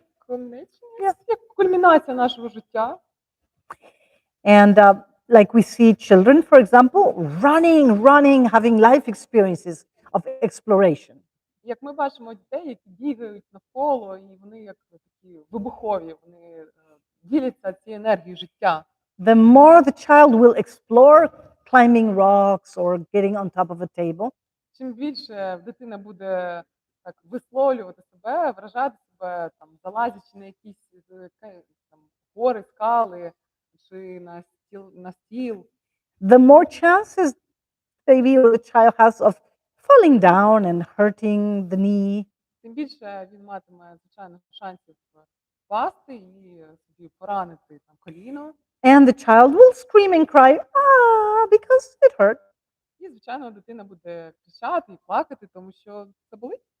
And it's good that the child will cry because it hurt. І це добре, що малюк буде плакати, тому що це болить, це боляче. It's a healthy thing to express. Це дуже такий Yes. здоровий спосіб висловити свої почуття. It hurt. Yes. Болить. If we tell a child, shh, nothing happened. Якщо ми так заспокоїмо дитину, тихо, тихо, нічого не сталося, Then the child will learn to contain emotions and not express them. тоді дитина навчиться так якби контейнерувати, тобто стримувати, накопичувати ці емоції і не висловлювати їх. And might become a person that is afraid of taking risks, Може стати людиною, яка боїться ризикувати, of exploring life, так досліджувати життя and of discovering life in its fullest form. і досліджувати життя в своїй повноті. And a birthing woman who is able to express and experience a completely natural birth with all of its intensity, І жінка, яка народжує, яка може відчути цей процес пологів у своїй повній інтенсивності, повноті, she will also be able to touch aspects of herself that are challenged during the birth process. вона зможе доторкнутися до тих якби, аспектів всередині себе, яким кидається виклик. For example, a woman who is usually not very patient in life, Наприклад, жінка, яка в житті зазвичай не дуже терпляча, or maybe she's not so persistent in або life. не така наполеглива в житті, She may get to have the experience of a birth that is long. вона може отримати досвід пологів, які довгі. Maybe it lasts 3 days. Вони можуть тривати 3 дні. She's being given by life a gift Життя подарувало їй подарунок, because if she goes through with the experience of her birth, she will become patient. тому що якщо вона пройде через цей досвід пологів, вона стане терплячою. Maybe she will be forced to become patient. Тобто її так змусить життя стати терплячою. But if she is dedicated and if she is focused, she will go through the steps of that birth and she will give birth to her own self as a more patient person. Якщо вона так буде в цьому наполеглива, докладе зусиль, то вона зможе сама народитися як терпляча людина. So we discover that the physiological process of birth is far away from being a burden to women. І ми досліджуємо, дізнаємося, що цей фізіологічний такий спосіб пологів, він зовсім не тягата для жінки. A burden? Зовсім не A burden. тягар. Mhm. для жінки. And it is rather the opposite. It is a gift of nature for women. Це навпаки, це як подарунок природи жінці. Because if we become pregnant, we really want to be the best possible human being to mother this child. Тому що коли ми вагітніємо, то ми стараємося, намагаємося стати найкращою мамою для цієї дитини. If we are handed a child, Якщо нам так вручили, дали дитину, most women will go, "Ooh, okay, okay, I'll try, I'll do my best." то більше жінок вони так почуваються незручно. Ну окей, я спробую. But if we just state our own child Але якщо мова йдеться про нашого власного and малюка, we go through the process of opening up and being patient and dedicated to giving birth, we will give birth to the best version of ourselves. якщо ми проходили через весь цей етап, будучи терплячими і розкриття себе, то ми зможемо народити найкращу версію себе. And I know it is perhaps a very sensitive example to use the current situation of Ukraine. Я знаю, що це дуже такий чутливий приклад, який можна використати в ситуації з Україною. But oftentimes, when there is such a big challenge, such a big difficulty in our lives, we discover our potentials as well. Але часто, коли ми стикаємося з складною, дійсно важкою ситуацією в нашому житті, то це те, коли ми розкриваємо потенціал всередині себе. Potential of creativity, Потенціал творчості, potential of courage, потенціал сміливості, potential of integrity, потенціал об'єднання, potential of solidarity, потенціал солідарності, potential of all sorts. різні види потенціалів. And of course, we wouldn't perhaps at all wish we had been forced to discover those potentials. Звичайно, ми б не хотіли, щоб нас так змушували розкривати ці потенціали. And sometimes it is like a birthing woman. In the middle of the birth, she thinks, "Oh my God, what am I doing? Why did I have to get pregnant?" І це так само, як жінка, яка народжує, відчуває себе всередині пологів, то вона думає, о Боже мій, для чого я взагалі завагітніла? Some women say, "Oh, I think I don't want the baby anymore." Деякі жінки думають взагалі, о Боже мій, я взагалі не хочу вже мати дитину. Because the challenge is huge. It's a big experience. Тому Big. що виклик насправді великий, це такий величезний досвід. Much bigger than we ever dreamt of. Набагато більший досвід, ніж той, про який навіть могли мріяти. No matter how much we read and we prepare and we take classes, We never know the dimension of birth until we live it. Неважливо, скільки ми читали, там, слухали, ми ніколи не зможемо зрозуміти цей вимір пологів, допоки ми самі не спробуємо це. So the point is, what do we do with the challenge? Тобто тут справа вже в тому, що ми будемо робити з цим викликом. If we go through it Якщо ми так віддамося йому, підемо and в нього, we're dedicated and we don't get distracted by wanting to flee, to escape. і ми так зануримося в це, і ми не будемо відволікатися у спроби втікти від цього. I mean, like commit suicide Наприклад, покінчити життя самогубством, or run for a cesarean. або побігти, зробити собі кесарів розтин. It is guaranteed that when we finish it, we will have discovered our great potential and we will have discovered our capacity in its Це fullest. гарантовано, що ми відчуємо в кінці свою силу і свої можливості наповну, в повному обсязі. It is quite interesting that it doesn't matter how many times we have had big challenges. І цікаво те, що неважливо, скільки разів в житті ми стикалися з такими серйозними викликами, And it doesn't matter how many times we have had children before, навіть неважливо, скільки дітей ми народжували до цього. where when we are in the middle of the challenge, usually we think, oh my God, Коли ми why? всередині цього досвіду проживаємо цей досвід, то ми думаємо, ну, Боже мій, чому? But if we are patient, 5 minutes later, we will be the happiest and more wise person that we were before. Якщо ми будемо достатньо мудрими, то через 5 хвилин ми станемо набагато щасливішими, мудрішими людьми, ніж ми були до цього. When I was giving birth to my second child, Коли я народжувала свою другу дитину, I was already an experienced mother. I had given birth to my first child at home. я вже Yes. була такою досвідченою мамою, народжувала свою першу дитину вдома. I had been the midwife of hundreds of women and babies. Я була акушеркою сотень жінок та діток, Yes, but my second birth was quite fast. але мої другі пологи були доволі швидкими. And you know what that means. І ви знаєте, Like an accordion. Yes? що я маю на увазі. When the accordion is stretched, Як кордон? accordion, the instrument, accordion. Кордон, так. Yeah. When it is stretched, Коли він якби розтягнений, it's one thing. це одне. But then when you squeeze it together, it gets intense.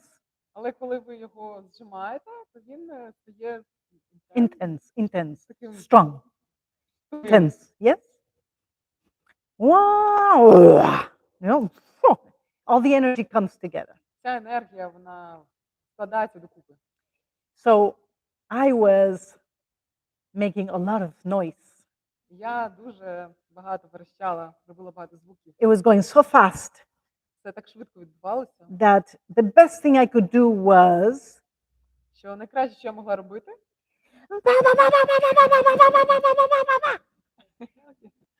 yes, that. Yes. I felt like a pressure cooker. You know, a pressure cooker? ем, A pot. пароварка. Я так почувалася, як пароварка. I was trying to keep the sound down because my child was like this. Я старалася трошки тихіше зменшувати звук, тому що моя дитина просто закривала вуха. I thought, oh no, he will become traumatized. Я переживала, що це якось на нього так вплине погано, що він буде травмований. It was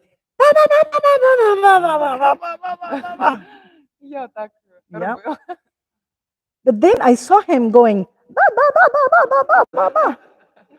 Потім я побачила, що він робить так. And I couldn't help it. I could not keep the voice down. Ba, ba, ba, ba, ba, ba, ba, ba, ba, ba, ba, ba. І я більше не могла стримувати свій голос. And when I screamed, I felt great. Коли я верещала, я почувалася прекрасно. And when I tried to squeeze the voice down, it felt terrible. Коли я спробувала так зжимати свій голос, то почувалася жахливо. like the steam coming from the pressure cooker. Як пар, який виходить з Yeah. цієї пароварки. And then I had two thoughts that came through my mind. I remember because they were thoughts like flags. І так, такі в мене дві думки пробігли, я їх запам'ятала. The first thought said, Перша думка була: please, somebody convince me not to have any more children. будь ласка, хтось на майбутнє переконайте мене не мати більше дітей. And of course, it said, someone please convince me, because I knew I was going to want more children. І ця думка, вона була, власне, от саме так і звучала, що, будь ласка, хтось переконайте мене, тому що я знала, що сама я захочу 100% ще дітей. Yes, but the second thought I had, І like друга this, думка, яка в мене так от пробігла, said, I understand the women who ask for anesthesia. я так розумію жінок, які просять I don't want it, знеболення. Я не хотіла цього. but I understand. Але я розумію. And of course, my child was born 10 minutes later. Звичайно, мій малюк народився через 10 хвилин. And of course, I had one more child. І, звичайно, що в мене потім народилася ще одна And- дитина. I would never want anesthesia for giving birth. І я ніколи не хотіла використовувати знеболювальне під час It's- пологів. It's the equivalent of wanting an epidural for sex. Це як еквівалентно мати епідуральну анестезію під час сексу. Very, very intense sex should not have epidural. Дуже такий потужний секс не може бути поєднаний з епідуралкою. It's worth it to feel it and to go through it. Він вартий того, щоб пройти через нього, щоб відчути його. You might discover that you are multi-orgasmic. Ви можете так дізнатися, що ви можете мати багато оргазмів, Which you wouldn't discover if you used an epidural. які ви б ніколи, що ви б ніколи б не розкрили, якщо б ви вживали знеболювання. So I will say this for those women who are pregnant now. Я би це хотіла сказати жінкам, які зараз вагітні. I'm sure there is a few women who are pregnant. Maybe they don't know it. Я впевнена, що є кілька жінок, які вагітні, можливо, вони навіть самі ще не знають. You could be 3 hours pregnant. Ви можете бути 3 години, як вагітні. Yes. So, what is the benefit of the intensity of birth? Яка користь от в цій такій інтенсивності, потужності пологів? Why should we be interested in feeling it, in going through it? Чому ми маємо бути зацікавлені в тому, щоб пройти через цей досвід, щоб відчути це? If we look at it through a physiological perspective, Якщо подивитися з фізіологічної точки зору, the more oxytocin and the more oxytocin, of course, the more intensity and effectiveness the birth will have. чим більше буде окситоцину, чим більше буде такої потужності, якби ефективності в процесі пологів, The more this love hormone, which is the oxytocin, it is the love hormone in our lives, it will create a direct connection with the child once the child is born. тим більше окситоцин, цей гормон любові, він створить цей тісніший зв'язок з дитиною, коли вона народиться. So if we speak about ideal, circumstances, Якщо ми так уявимо собі ідеальні обставини, we produced a child ideally through love. ми Yes. в ідеалі зачинаємо дитину в любові, That is why it's called love making, тому це називається займатися коханням, because the energy of love is the energy of sex тому що енергія любові це енергія сексу, that brings together the sperm and the ovum and produces life. яка викидає сперму в яйцеклітину і продукує життя. And this sexual, vital love energy will produce the life of our child. Ця сексуальна життєва енергія, вона створить життя для дитини. Yes, and at the time of labor and birth, the same oxytocin will play a very important role in the process of labor. І під час самих пологів цей самий окситоцин, він буде мати дуже велику роль в процесі народження. I will put in parentheses that what will help the birth to produce tesão is the loving connection with our partner, but also with our midwife, doula, doctor. That's in parentheses. Parentheses. Ага, Okay. так. So I В am дужках. putting in parentheses right now Мгм. that the love and the loving connection with our Такий partner люблячий Yeah. зв'язок з нашим партнером, нашим партнером. is exactly what will help the process of Це labor те and birth. саме, що допоможе процесу пологів, народження. Close the parentheses. Yes. Закриваємо ці Mhm. дужки. The moment of the child being born is the peak, the highest peak of oxytocin, which is the love or hormone in our bodies. Цей момент, коли народжується дитина, це найвищий такий пік окситоцину, гормонів, який відчуває наше тіло. And the second that our child is born, we have the biggest passion and the biggest falling in love with the child due to this physiological process. І якщо дивитися з фізіологічної точки зору, то цей от момент, коли дитина народжується, це є той найпотужніший. Okay, the moment the child is born, Yes. we will experience the Мгм. biggest, highest experience of falling in love with the Так, child. саме в той момент, коли дитина народжується, ми відчуємо найбільший закоханість в дитину протягом життя. Взагалі найбільшу закоханість, найсильніший досвід закоханості. Так. And it is due to the highest peak of oxytocin that we will experience in our whole life.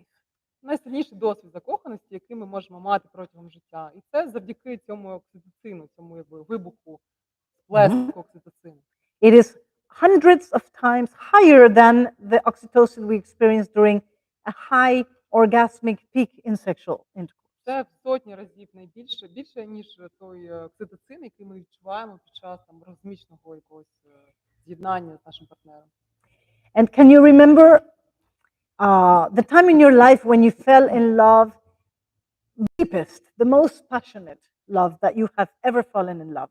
Remember that. Можете згадати той момент, той випадок в вашому житті, коли ви найбільше закохані були в когось, такий найбільш потужний? Yes, remember? Згадали? Yes? Okay. Multiply that for hundreds of times intensity. Помножте це просто на сотні разів, ще більш інтенсивніше зробіть його. That is the feeling you will have with your baby after a natural physiological birth. Це те відчуття, яке ви будете мати до своєї дитини під час природних фізіологічних пологів. And that feeling, not only in that moment, is absolutely worthwhile the amount of days you may have been in labor. It doesn't matter. That feeling makes it completely worthwhile. Неважливо так, скільки якби, днів ви там будете народжувати, так це відчуття, воно гідне того, щоб пройти через нього. But it's not always, no, but it's not only for that feeling that we do it. It's not a selfish feeling of high, like a drug. Ми не тільки робимо це для цього такого відчуття ейфорії, такого як від наркотика. It is actually a life preservation experience because you will really take care of that child. Це такий досвід зберігання якби, життя, так? Тому що далі ви дійсно будете турбуватися про цю дитину. You are looking into your child's eyes. Ви дивитеся в очі своїй дитині, You're smelling your child. ви так вдихаєте аромат своєї дитини.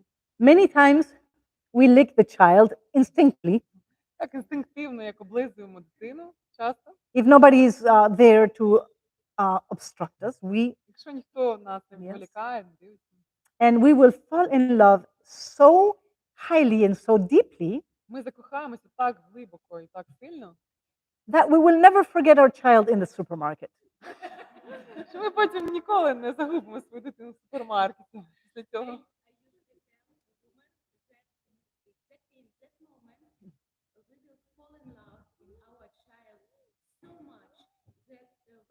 will be teenagers, we will not kill them. Я часто так кажу своїм жінкам, що в цей момент ми закохуємося в них так сильно, що коли вони будуть підлітками, то ми не вб'ємо їх, що цієї любові буде достатньо. True. Так і є, це правда. Yes.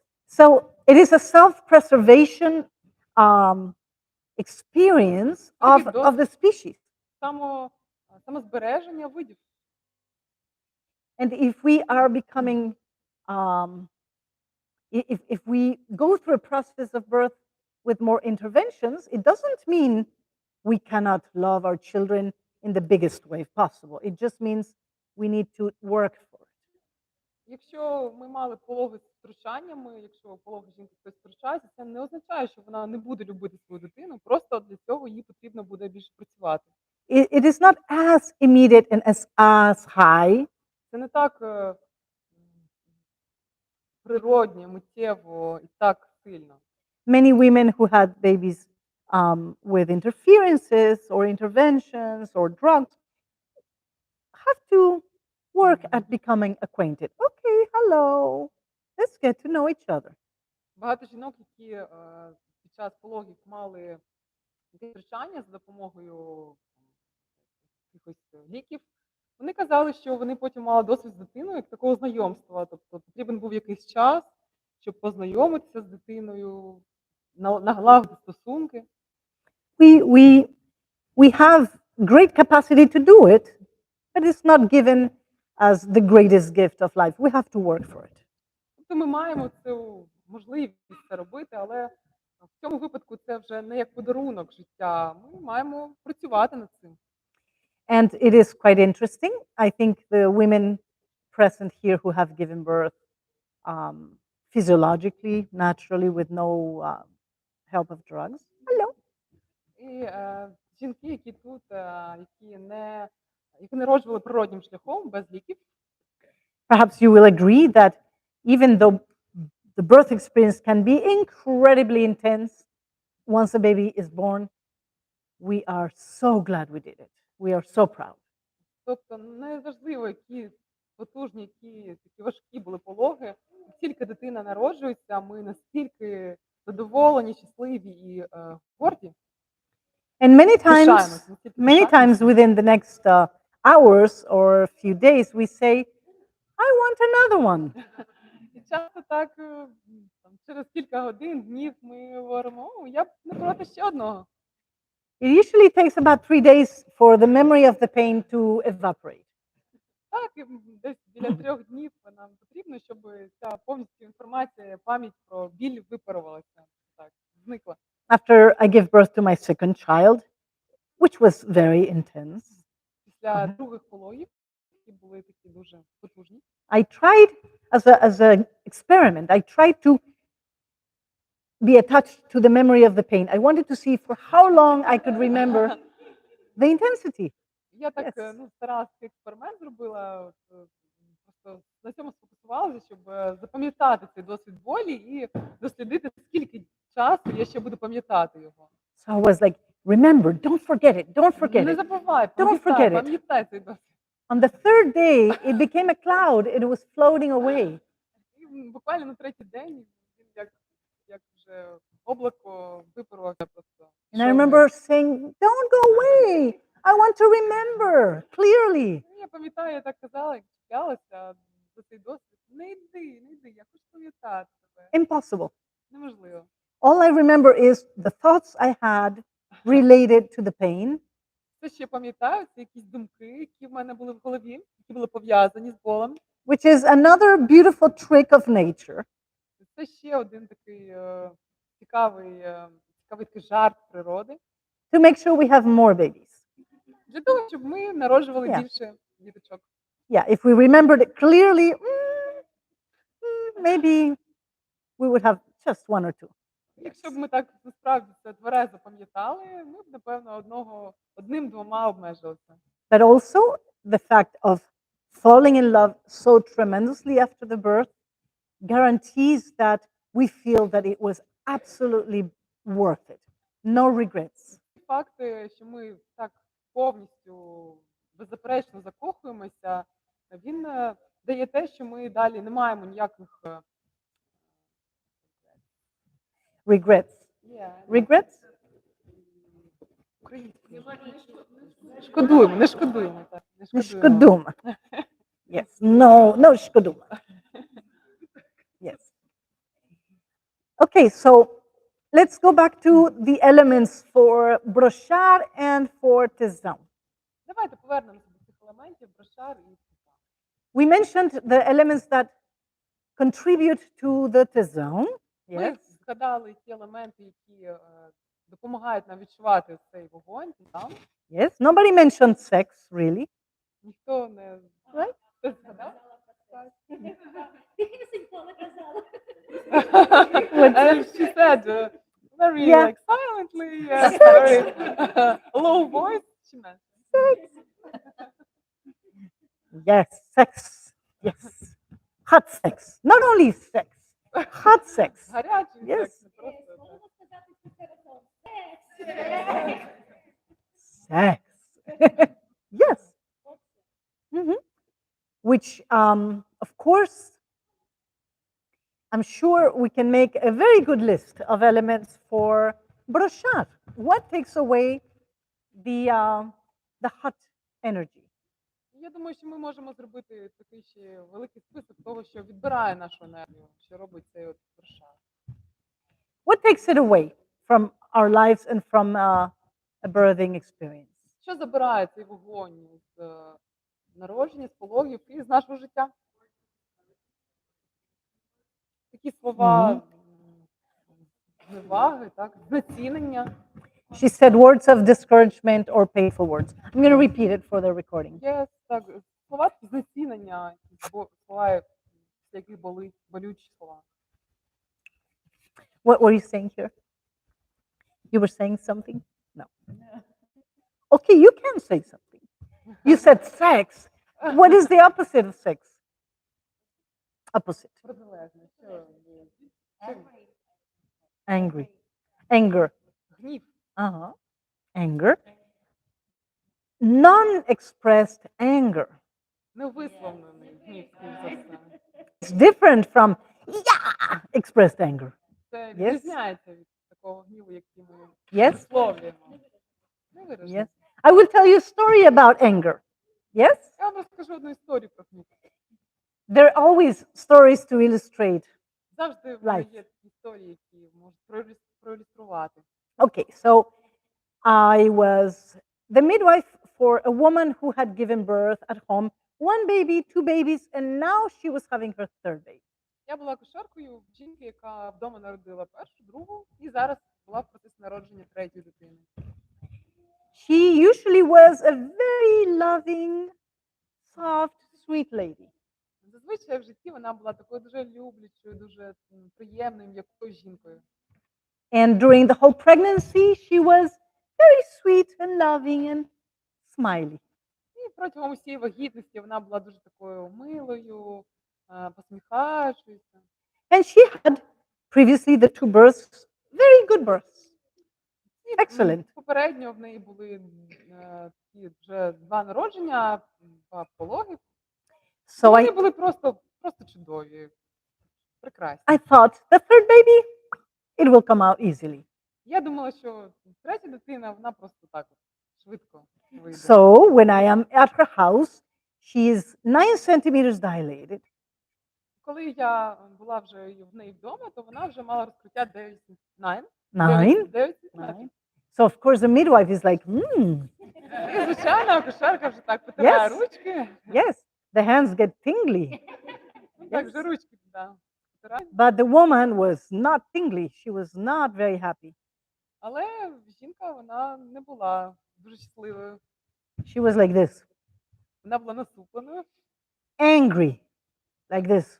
відчувала гнів. And I was looking, what is happening?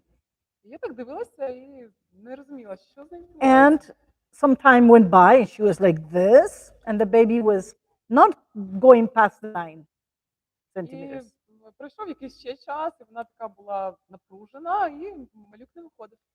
So I said, tell me, what's happening? Її підштовхнула. Розкажи мені, що відбувається? And she was so angry she couldn't speak for a while. She was just so angry. І вона була такою злою, якби, що вона навіть не могла говорити. And finally Yes. she said, him, І The husband. зрештою вона так сказала, він, чоловік. The husband was squatting next to her like this. І чоловік так біля неї сидів тихенько. And when she said him, Коли вона в нього вказала, he got very small. він так зменшився в розмірі. So, of course, the midwife said, what did he do? Звичайно, акушерка сказала, що він вже наробив. We have to be always on the side of the mother. Ми, Yes. звичайно, завжди на стороні мами. And she said, he promised me a vasectomy. He promised me a vasectomy. He was going to do a vasectomy. You should say it again for them. Він обіцяв мені зробити вазектомію. So the testicles of the husband went like this. Yes. І чоловік тоді так взагалі скукожився. Yes, big problem. There was a problem there. Да, була між ними така проблема. So I said, aha, І я так сказала, well, what do you have to say about this? Because it was a problem. ну так, насправді там була проблема. І що ж тепер сказати про це? The birth was not progressing. It was a problem for the woman. Пологи далі не продовжувалися. Це була дійсно проблема. So, of course, he knew the answer. Звичайно, Yes, що він знав відповідь. I will get a vasectomy. I will. I promise. Я зроблю це, я обіцяю. And she said, I don't believe you. І вона так сказала, я не вірю тобі. And they were like this for a І вони moment. так якийсь час. I said, don't worry. I will go with him to the hospital. Я сказала, не переживай, я піду разом з ним. You can relax. You can give birth. I will make sure. Ти не переживай, я за цим прослідкую. Просто розслабляйся. So she said, okay. І вона так розслабилась, ну. But then another layer of anger came up. Puff, Потім так ще один шар гніву вийшов наружу, like an onion. як лук з такими шарами. And she was like that again. І вона так знову напряглася. And I said, okay, tell me what else. Ну, і я знову її запитала, що там ще. And the second layer was a little more difficult for her to І say. наступний цей шар, він був трошки складнішим, щоб його висловити, виразити. She said, I am afraid that I didn't want this baby. І вона сказала, що я переживаю, що я не хотіла, не очікувала на цю дитину. I didn't want to be pregnant again. Я не хотіла знову вагітніти. And since I didn't accept the baby, I am afraid that God is going to punish me. І оскільки я якби не приймала цю дитину, то я боюся, що Бог накаже мене. And I am afraid the baby will have malformations because of punishment by God. Я переживаю, що дитина буде мати якісь деформації, там якісь ускладнення через це наказання, покарання Бога. That's a big fear. Це такий великий страх. Yes, it's a big cold stone in her heart. Це такий дуже холодний камінь в серці. And midwives, we can't take those things lightly. We can't simply say, oh, no, don't worry. It's something important. І ми, акушерки, ми не можемо так до цього ставитися легко. Не переживай. Це важливо, дуже важливо. So I thought of an answer, a creative answer. Я думала про таку, як їй так креативно, творчо відповісти на це. I thought, okay, God understands everything. Я їй так сказала, так, Бог, він розуміє все. Since God understands everything, He understands exactly how you feel. І оскільки Бог все розуміє, то він дуже чітко розуміє, як ти себе почуваєш. God understands the whole story and will not punish you. Він бачить всю повну картину, і він не покарає тебе. So You can relax. There is no punishment. Ти можеш розслабитися, оскільки покарання не буде. Of course, we don't know if there are malformations. That is impossible for us to know. І звичайно, що ми не знаємо, чи будуть якісь там в дитини ускладнення. Це неможливо заздалегідь знати 100%. There is no reason for malformation. Ну, тобто наразі ніяких приводів для цього немає, ніяких причин немає. But there is no punishment. So the best thing you can do is just give birth, and most likely your baby will be perfect. Тобто, ну і ніякого покарання немає. Просто зараз те, що треба зробити, це розслабитися і, скоріш за все, твоя дитина буде просто чудовою, просто ідеальною. So she looked quite relieved. It was a good answer for her. Yes. Вона так відчула розслаблення. Це була така хороша відповідь для неї. But then another layer came up. Something Але else. потім ще один такий шар вкрився. Yes. So the answers were like, okay, okay. Тобто такий в неї був як список, який вона там And ставила. she галочки. was not going to give birth. She was like this. Вона так зажималася і не народжувала. So I said, okay, what else? Tell me. Ну, і знову я запитала в неї, що там. And Розкажи. she said, I didn't want to be pregnant again. Я не хотіла вагітніти знову. I didn't want to give birth again. Я не хотіла народжувати знову. I didn't want to feel pain again.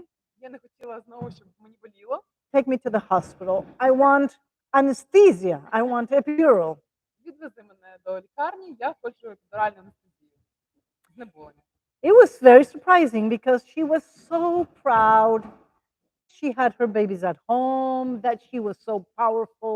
She was so proud before. Це було дуже дивно, тому що до того вона дуже пишалася тим, що всі діти народжувалися вдома, що вона така була сильна. So I thought this is going to make her sad later. This is going to, Ну, я так подумала, що це засмутить її пізніше. I know she will feel depressed later because she didn't do it in the way she feels is best for her baby. Я знала, що це змусить її потім це переживати і почуватися погано, тому що вона не зробила це таким чином, як було б найкраще для її дітей. For a baby is really a better thing to be born without drugs. It is better. Звичайно, що для дитини найкраще народитися без будь-яких ліків, But she insisted, take me to the hospital. але вона наполягала так, відвези мене до лікарні. I said, okay, Я погодилася. you chose me as your midwife, you trust me, and you're asking me to take you. Okay, I will take you. Ти вибрала мене як акушерку, і ти довіряєш мені. Добре, я відвезу тебе. She was surprised. Really? І вона здивувалася. I said, yes. Mhm. Сказала, да. She got very happy. Вона дуже зраділа. But I said, first you have to take a shower. Ну, і я їй сказала. Але спочатку, будь ласка, прийми душ. You have to be very clean to go to the hospital. Треба бути дуже чистою, щоб поїхати до лікарні. She said, fine. І вона так Okay. погодилася через She зуби. got up and she went to the bathroom. Вона підірвалася і залетіла в душ. And I took the husband Я взяла чоловіка, and threw him in the bathroom. його туди Yes. в Closed the душ, door. запхнула, закрила двері. And then the magic happened. Потім сталася магія. The woman was going, screaming. Верещала на чоловіка там. And the husband, sí, mi amor, sí, mi amor, sí, mi amor. І чоловік Yes, my love, yes, my love. погоджувався з усім. Так, так, кохання, так, моя кохана. Sí, mi amor, sí, mi amor, sí, mi amor. З усім погоджувався. 3 times. Wow, wow, wow, wow, wow, wow, wow. І так було 3 рази. After 3 times, I heard, Naoli! І після 3 разів я почула такий крик Наолі. Perfect. І все було ідеально. She opened the door. Вона розкрила двері, She came out wet, вибігла like мокра. this. Ah! She was looking for her throne to give birth on. Yes. Вона так дивилася, шукала на свій трон, якби, да, на Yeah. якому вона Cushions могла and ці подушки, на яких вона могла народити. So she came out, "Ah, yeah," and the baby came out. Вона це зробила і дитина народилась. Yes. So yes. I clap for her. Yes. Я їй аплодую. But it is such a good example of anger. Yes. Non-expressed anger. Це Yes. такий хороший приклад невисловленого гніву. And the beauty of expressing anger, of expressing feelings. І така краса вираження гніву, вираження своїх почуттів. And it has to do with what I was saying about crying. If you have sorrow, if you have sadness, if you have pain, to be able to cry is a blessing. Це щодо питання сліз, так? Якщо ви маєте біль, якщо ви маєте печаль, то це дуже гарно проплакати ці почуття. Lena was telling me this morning that for a long time she couldn't cry.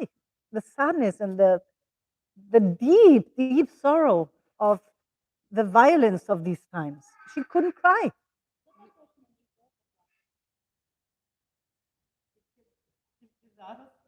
Yes. Лена казала мені цього ранку, що вона довгий час не могла плакати через це насильство, яке сталося з нами, через ці події. Довго не могла виплакати цю печаль, цей біль. And when you have the opportunity of someone to listen to you and to feel with you, to embrace your feelings, then you can cry. Коли ви маєте можливість якоїсь людини, яка може обійняти вас, співчувати вам, почути ваші почуття, то ви маєте можливість виплакатися, висловити почуття. We all need that space. We all need that listening with compassion, with empathy, with sympathy, and with heart. Нам всім потрібен простір такого слухання з співчуттям, з серцем, з теплом, Just з like емпатією. just like this woman needed for the midwife to say, "Tell me, what are you feeling?" Як ця жінка, яка потребувала, щоб акушерка сказала їй, розкажи мені, що ти відчуваєш. Sometimes we have to deconstruct our anger because there are layers and layers and layers. Іноді нам так треба розібрати на частини наш гнів, тому що там шар за шаром, за шаром. And sometimes we have to deconstruct the violence because also there are layers, and the sadness, there are layers. There are layers that build up with time. І так само ми можемо і насильство, і печаль розібрати, як так на шари, тому що там багато накопичилося цих шарів за певний час. And the example of this birth also shows us that it is possible to deconstruct. І приклад цих пологів показує, що насправді це можливо так розібрати його. Yes, it is possible that given time and the right circumstances, we can come back to the essence and to the passion and the warmth that produces life.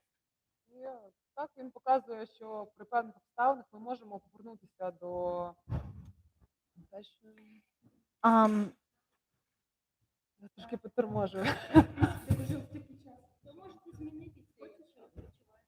Трошки можна. a little bit, yeah. Yeah, because my mind starts a little Yeah, bit. it's it is a lot of work. It's good to trade. Yeah, Yes, thank you. mix a little. Thank Yes, you. thank you. Yes. Yes.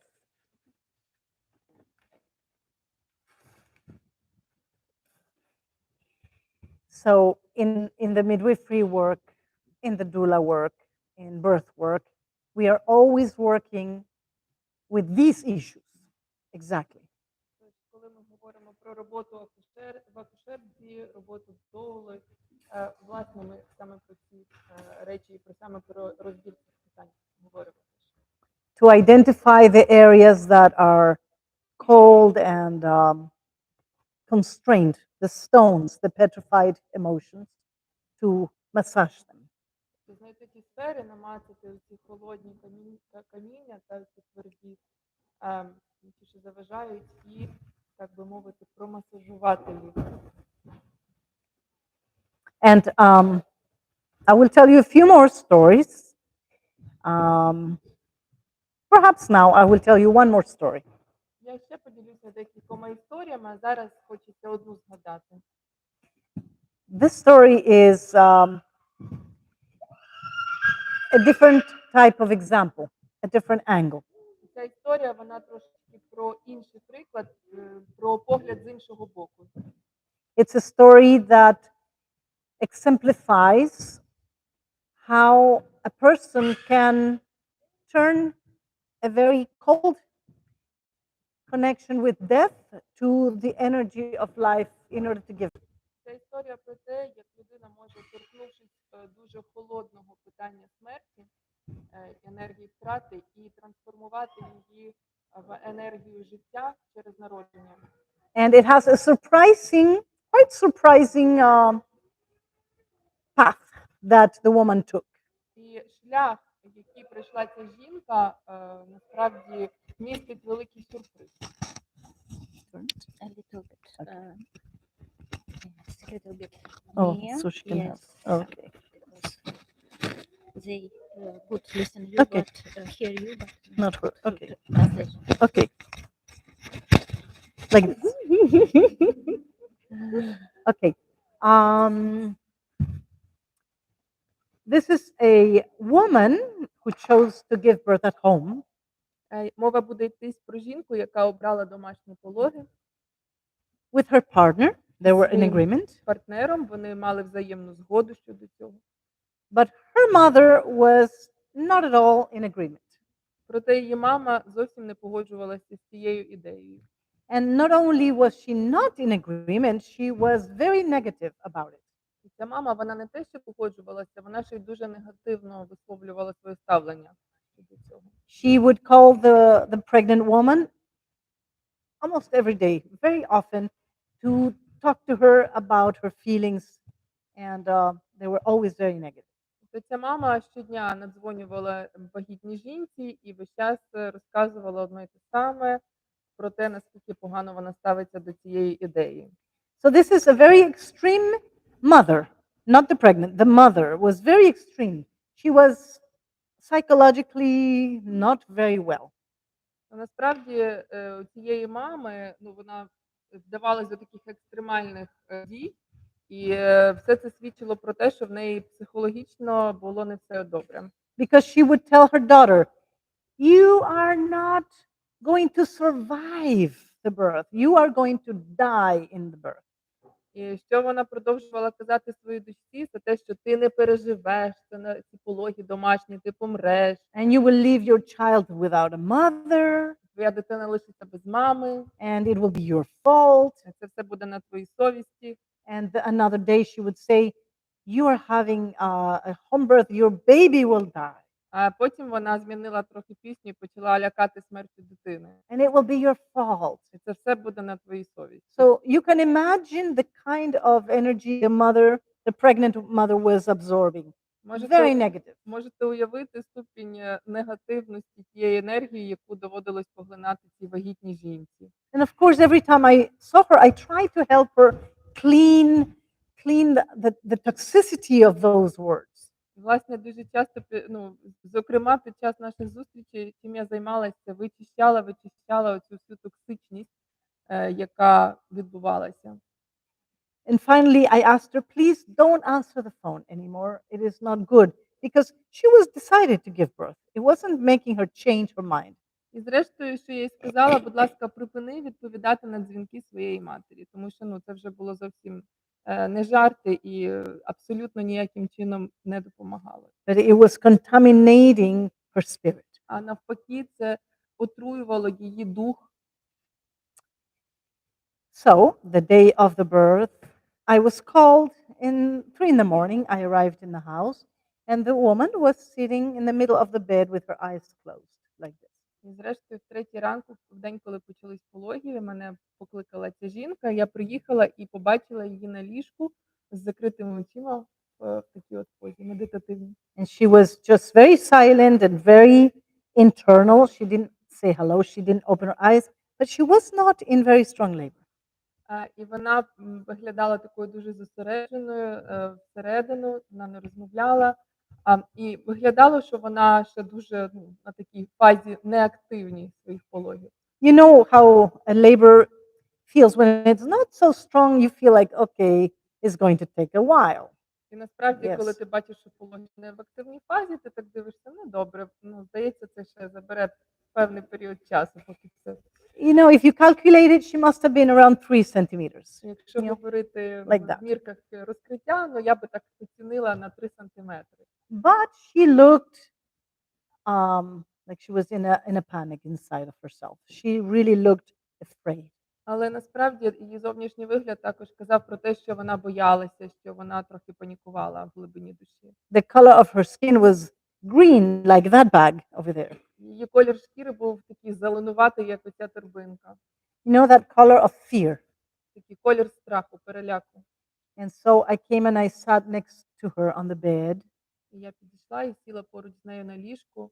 I was thinking, I have to do something to help her. І я подумала, я мушу щось зробити, щоб їй допомогти. And she didn't open her eyes. She just was not willing to come out of this space. She felt like a desolate space. І вона насправді продовжувала залишатись з закритими очима, і було таке враження, що вона не дуже хотіла виходити з того свого простору, в який вона зайшла. So I closed my eyes to feel what she was feeling. I was breathing with her and trying to get into her own wavelength of emotion. Тому я просто вирішила теж закрити очі, сісти поряд з нею і дихати так само, як вона, щоб зрозуміти і відчути ті почуття, ті переживання, які переживала ця жінка. So I had an image that came to me, which was an image of her being at the bottom of a well, a deep, deep well, and she was sitting at the bottom, alone, cold, waiting to die. І що я побачила, це був такий образ, що вона сидить на дні дуже-дуже глибокої криниці, і вона там одна, вона дуже самотня і дуже холодно, і вона взагалі, ну от як приречена, та, і вона відчуває, що вона от помре. So I thought, what can I do? What can I actually practically do to help her? І я подумала, що ж я можу зробити на ділі, на практиці, щоб якось їй допомогти. So the only thing I could imagine doing at that moment was putting my hand on her chest like this. Все, до чого я в той момент могла додуматися, це покласти свою долоню їй на груди. And I closed my eyes and I just put my hand on her chest and breathed with her and went like this. Я закрила свої очі і поклала їй долоню на груди, і ось так от її тримала і просто дихала разом з нею. And we did that for a little while, rubbing her chest and breathing. And I could feel her breathing easier, a little better. І ми так певний час ми так сиділи, от в такій діяльності я легенько гладила і тримала свою долоню їй на грудях, і ми дихали, і з певним часом я відчула, що їй вже легше дихати. And after a while, she lifted her shirt and her belly came out. І після якогось проміжку часу вона підняла футболку і животик їй показався. So I thought, okay, she's offering me her belly. I'm going to caress her belly. So I started massaging and I put oil and massage her belly. І я це сприйняла як такий знак, що вона мені пропонує щось зробити з її животом. І я почала гладити ніжно її живіт, взяла деякі олії, почала втирати. Did that for a while. My assistant came on the bed on the other side and I gave her oil. So we did that with 4 hands. Like that. Протягом певного часу я це робила, потім моя асистентка підійшла з іншого боку ліжка, я теж їй дала трохи олії, і ми вдвох просто продовжили це робити. And the mother had her eyes closed and she was just breathing and her color was more pink, not so green. Мама залишалася з закритими очима, і вона просто продовжувала дихати, але я бачила, що колір її шкіри почав ставати більш рожевим. And after a while, she took her shirt off І потім ще після якогось часу вона просто зняла свою футболку. and she had her breasts falling on her belly, just naked on top. І зрештою вона була повністю оголена, її груди спадали на її живіт. And I was massaging her belly, but I was looking at her breast. I felt, why did she take her shirt off? Maybe I should massage her breast also.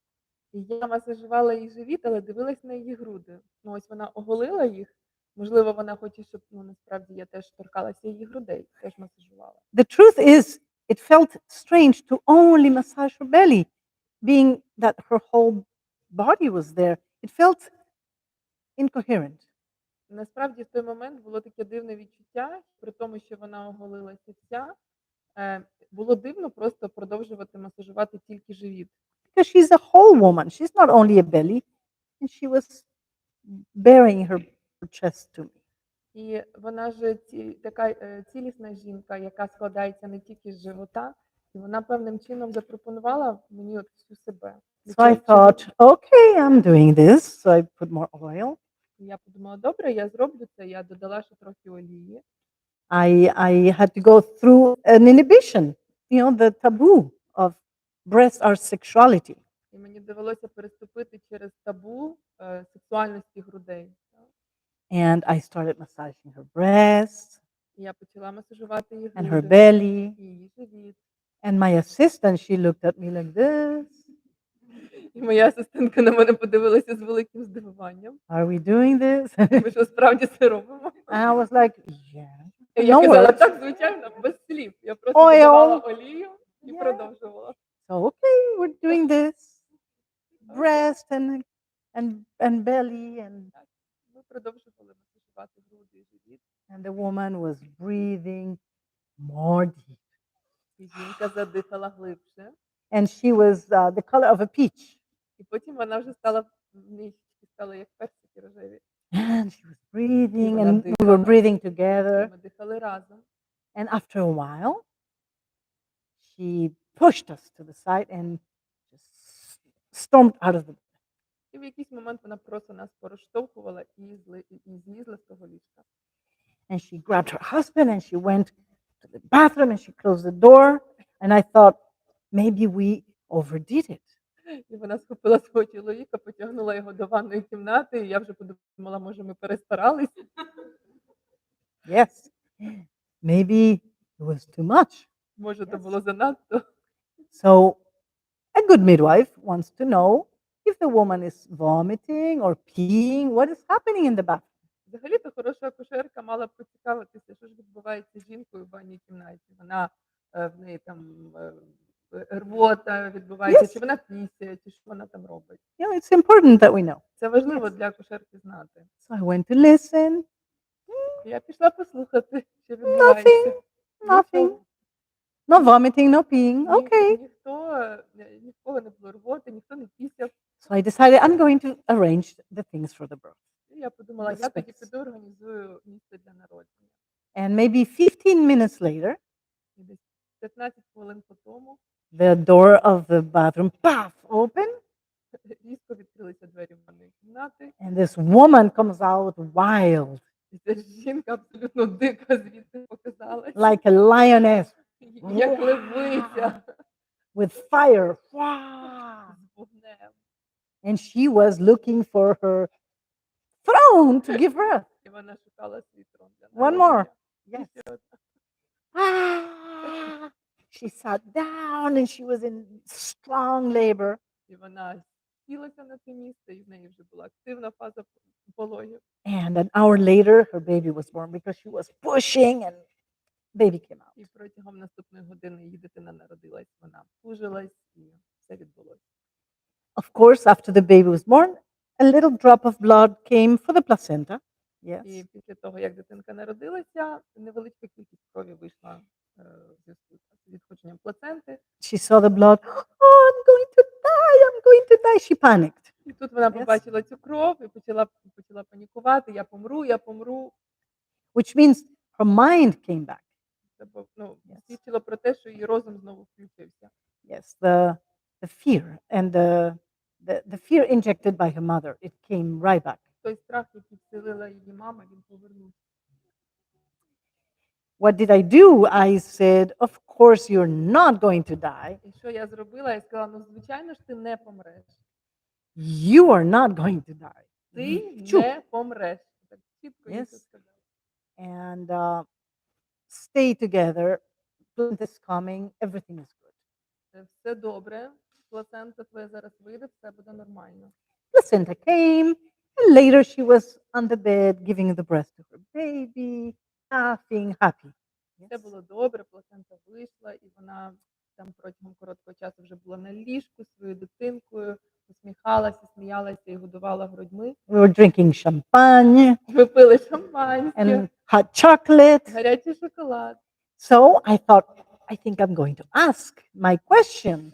І я подумала, ну я все ж таки наважуся і задам своє питання. Can I ask you a question? Можна я задам тобі питання? When you went to the bathroom, what happened?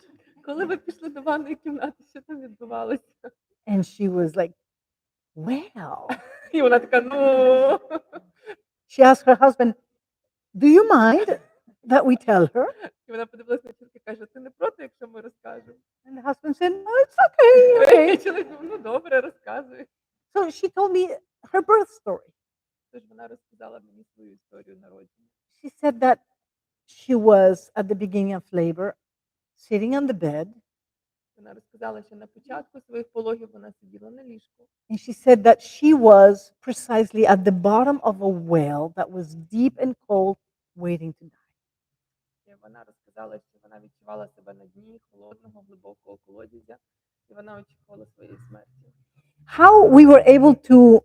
How I was able to pick up on the same image of what she was feeling was tremendous. І те, наскільки мені вдалося абсолютно чітко, ясно відчути і побачити дослівно її переживання, це було неймовірно. But this is a tremendous capacity that we all have.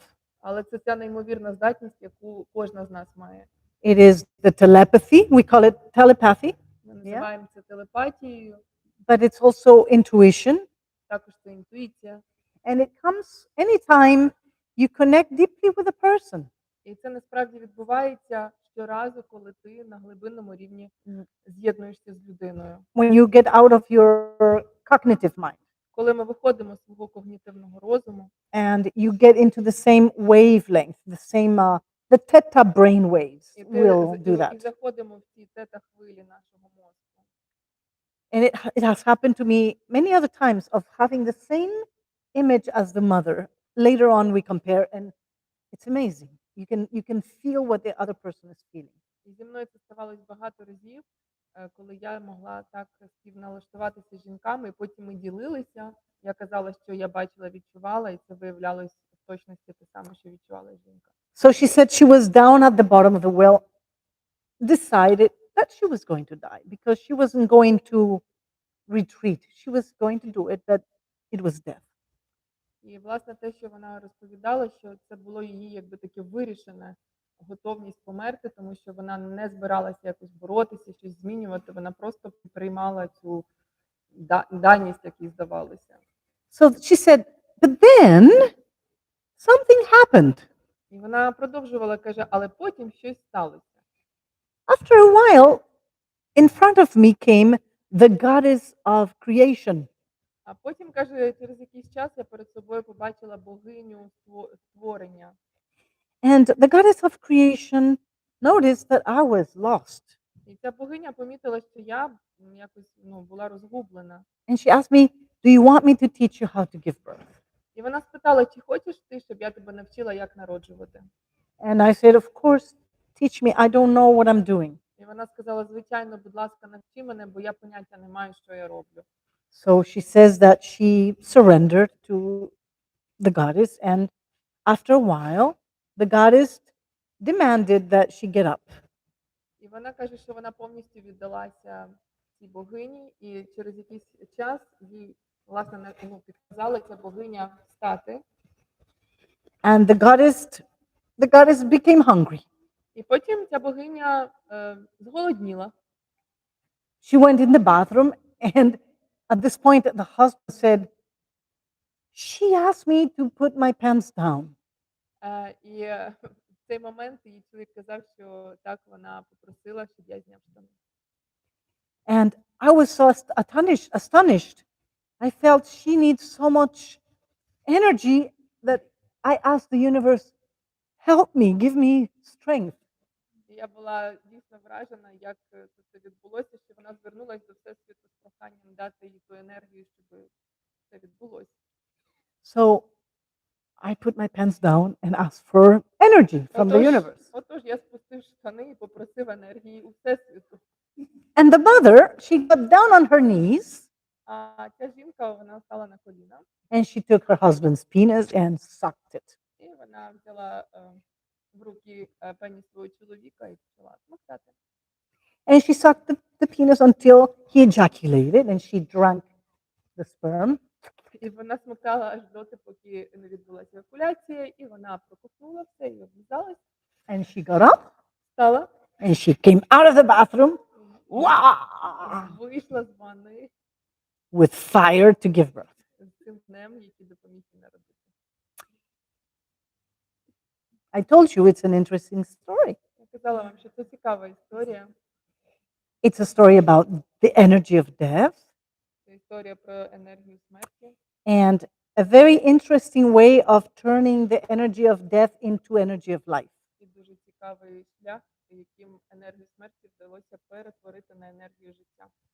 The goddess of creation chose the sexual energy that connected the mother and the father from this original connection of sexuality. І богиня творення обрала сексуальну енергію, щоб через з'єднання мами і тата цієї дитини, власне, здійснити процес народження.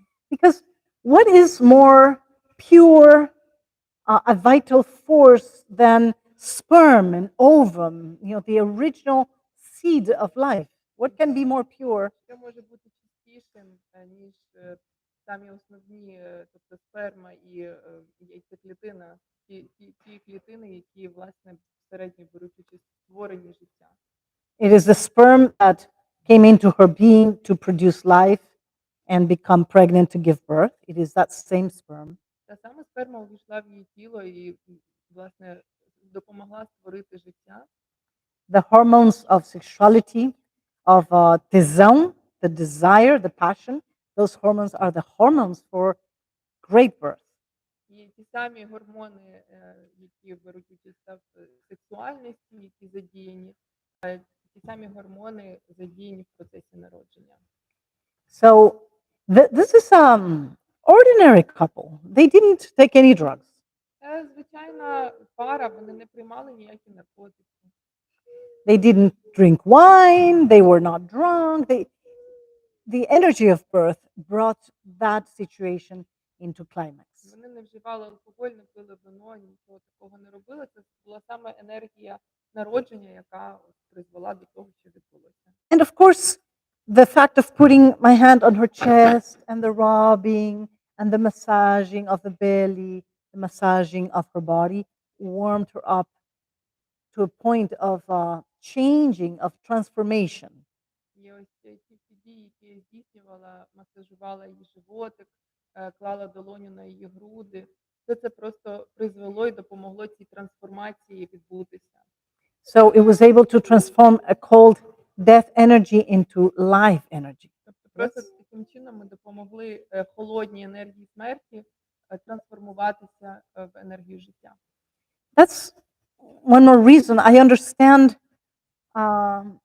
how the Ukrainian women are bringing or offering sexual energy to the soldiers. It is transforming an energy of death into energy of life. І от з огляду на це мені також допомагає зрозуміти те, як українські жінки, от з того прикладу, який перед тим розглядали, допомагають подолати енергію смерті у відношенні до військових і перетворити її, трансформувати і піднести, власне, енергію життя через And енергію of course, сексуальності. when we use artificial oxytocin, for example, synthetic oxytocin offered in the hospital, І якщо ми говоримо про штучний, синтетичний окситоцин, який пропонують в лікарнях, it will produce uterine contractions from the uterus, uterine так, contractions. цей окситоцин призведе до переймів, But it will not produce the emotions that natural oxytocin produce. але ці перейми будуть відбуватися на рівні матки та на рівні фізіології, але цей окситоцин ніколи не зможе емоційні так би мовити, перейми спровокувати і ці всі переживання допомогти. It has been tried. It has been tried. Yes. Це вже так, це пробували зробити. If synthetic oxytocin was able to produce passionate, luscious feelings, we would all be addicted.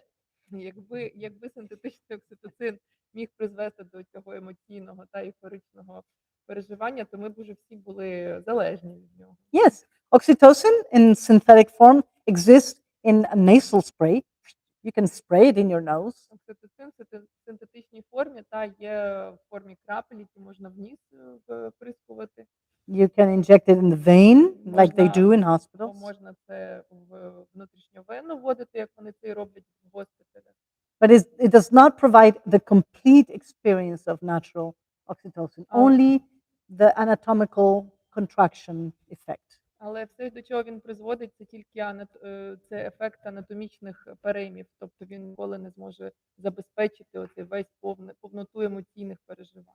So physiologically speaking, when a woman receives artificial oxytocin, either by induction or augmentation of labor, І коли ми говоримо про ті випадки, коли жінка отримує окситоцин синтетичний, для того, щоб, наприклад, прискорити чи посилити родову діяльність, it decreases the natural production of oxytocin in the woman. So it will actually diminish the effect of falling in love with a baby. водночас цей окситоцин він пригнічує природній процес виділення природнього окситоцину в організмі жінки, що в свою чергу є ризиком ось цього притуплення або навіть невідбування ось цього моменту закоханості, закохування в свою дитинку під час народження. And of course, this will provide a bigger challenge for the mother in the postpartum period. І, звичайно, це може спричинити ускладнення в період постпартум після пологовому відновленні для мами. Not to mention for the baby. Не кажучи вже Herself. про дитинку. The baby also receives natural oxytocin during the birth process. Адже дитина теж в процесі природнього народження отримує свою дозу природнього окситоцину. It is a mutual falling in love, not just the mother to the baby, but also the baby to the mother. Це взаємна закохуваність. Не тільки мама в дитину закохується, але також дитина закохується в свою маму. So, of course, this offers evidence of how important it is the work we do for birth. І насправді це все є доказом того, наскільки важливою є та робота, яку ми всі робимо. The work as doulas, the work as midwives, Робота доул, робота акушерок any type of work that supports physiological natural birth. і будь-який вид роботи, який надає підтримку фізіологічним природнім пологам. It is actually working towards humanity, a more loving humanity, І насправді ця робота направлена на більш любляче людство and a more connectedness, a higher, deeper connectedness between human beings. і на більш глибокий зв'язок між людьми. So I think that at this point, we can understand not only the role of touch and warmth and caring, but also the role of physiological birth being supported and protected. Насправді тут хочеться відмітити, що все це свідчить не тільки про важливість фізичного доторку і створення цієї теплоти, але також can you please repeat the second part? Yes, not only the importance of the touch, but also of the protecting and respecting the process of physiological birth. Але також про захист і про захист фізіологічних пологів в цілому. Yes. I think that everybody needs to stretch legs and move about. It is almost 12:30. Зараз вже Yes. майже 12:30, і вже є таке відчуття, що всім треба трошечки порухатися і розім'ятися. We're going to take a break for lunch. It's lunchtime. Yes. Ми зараз зробимо перерву на обід. The idea would be to take, usually I take 2 hours, but we could take 1.5 hours because nobody can go home to take a nap.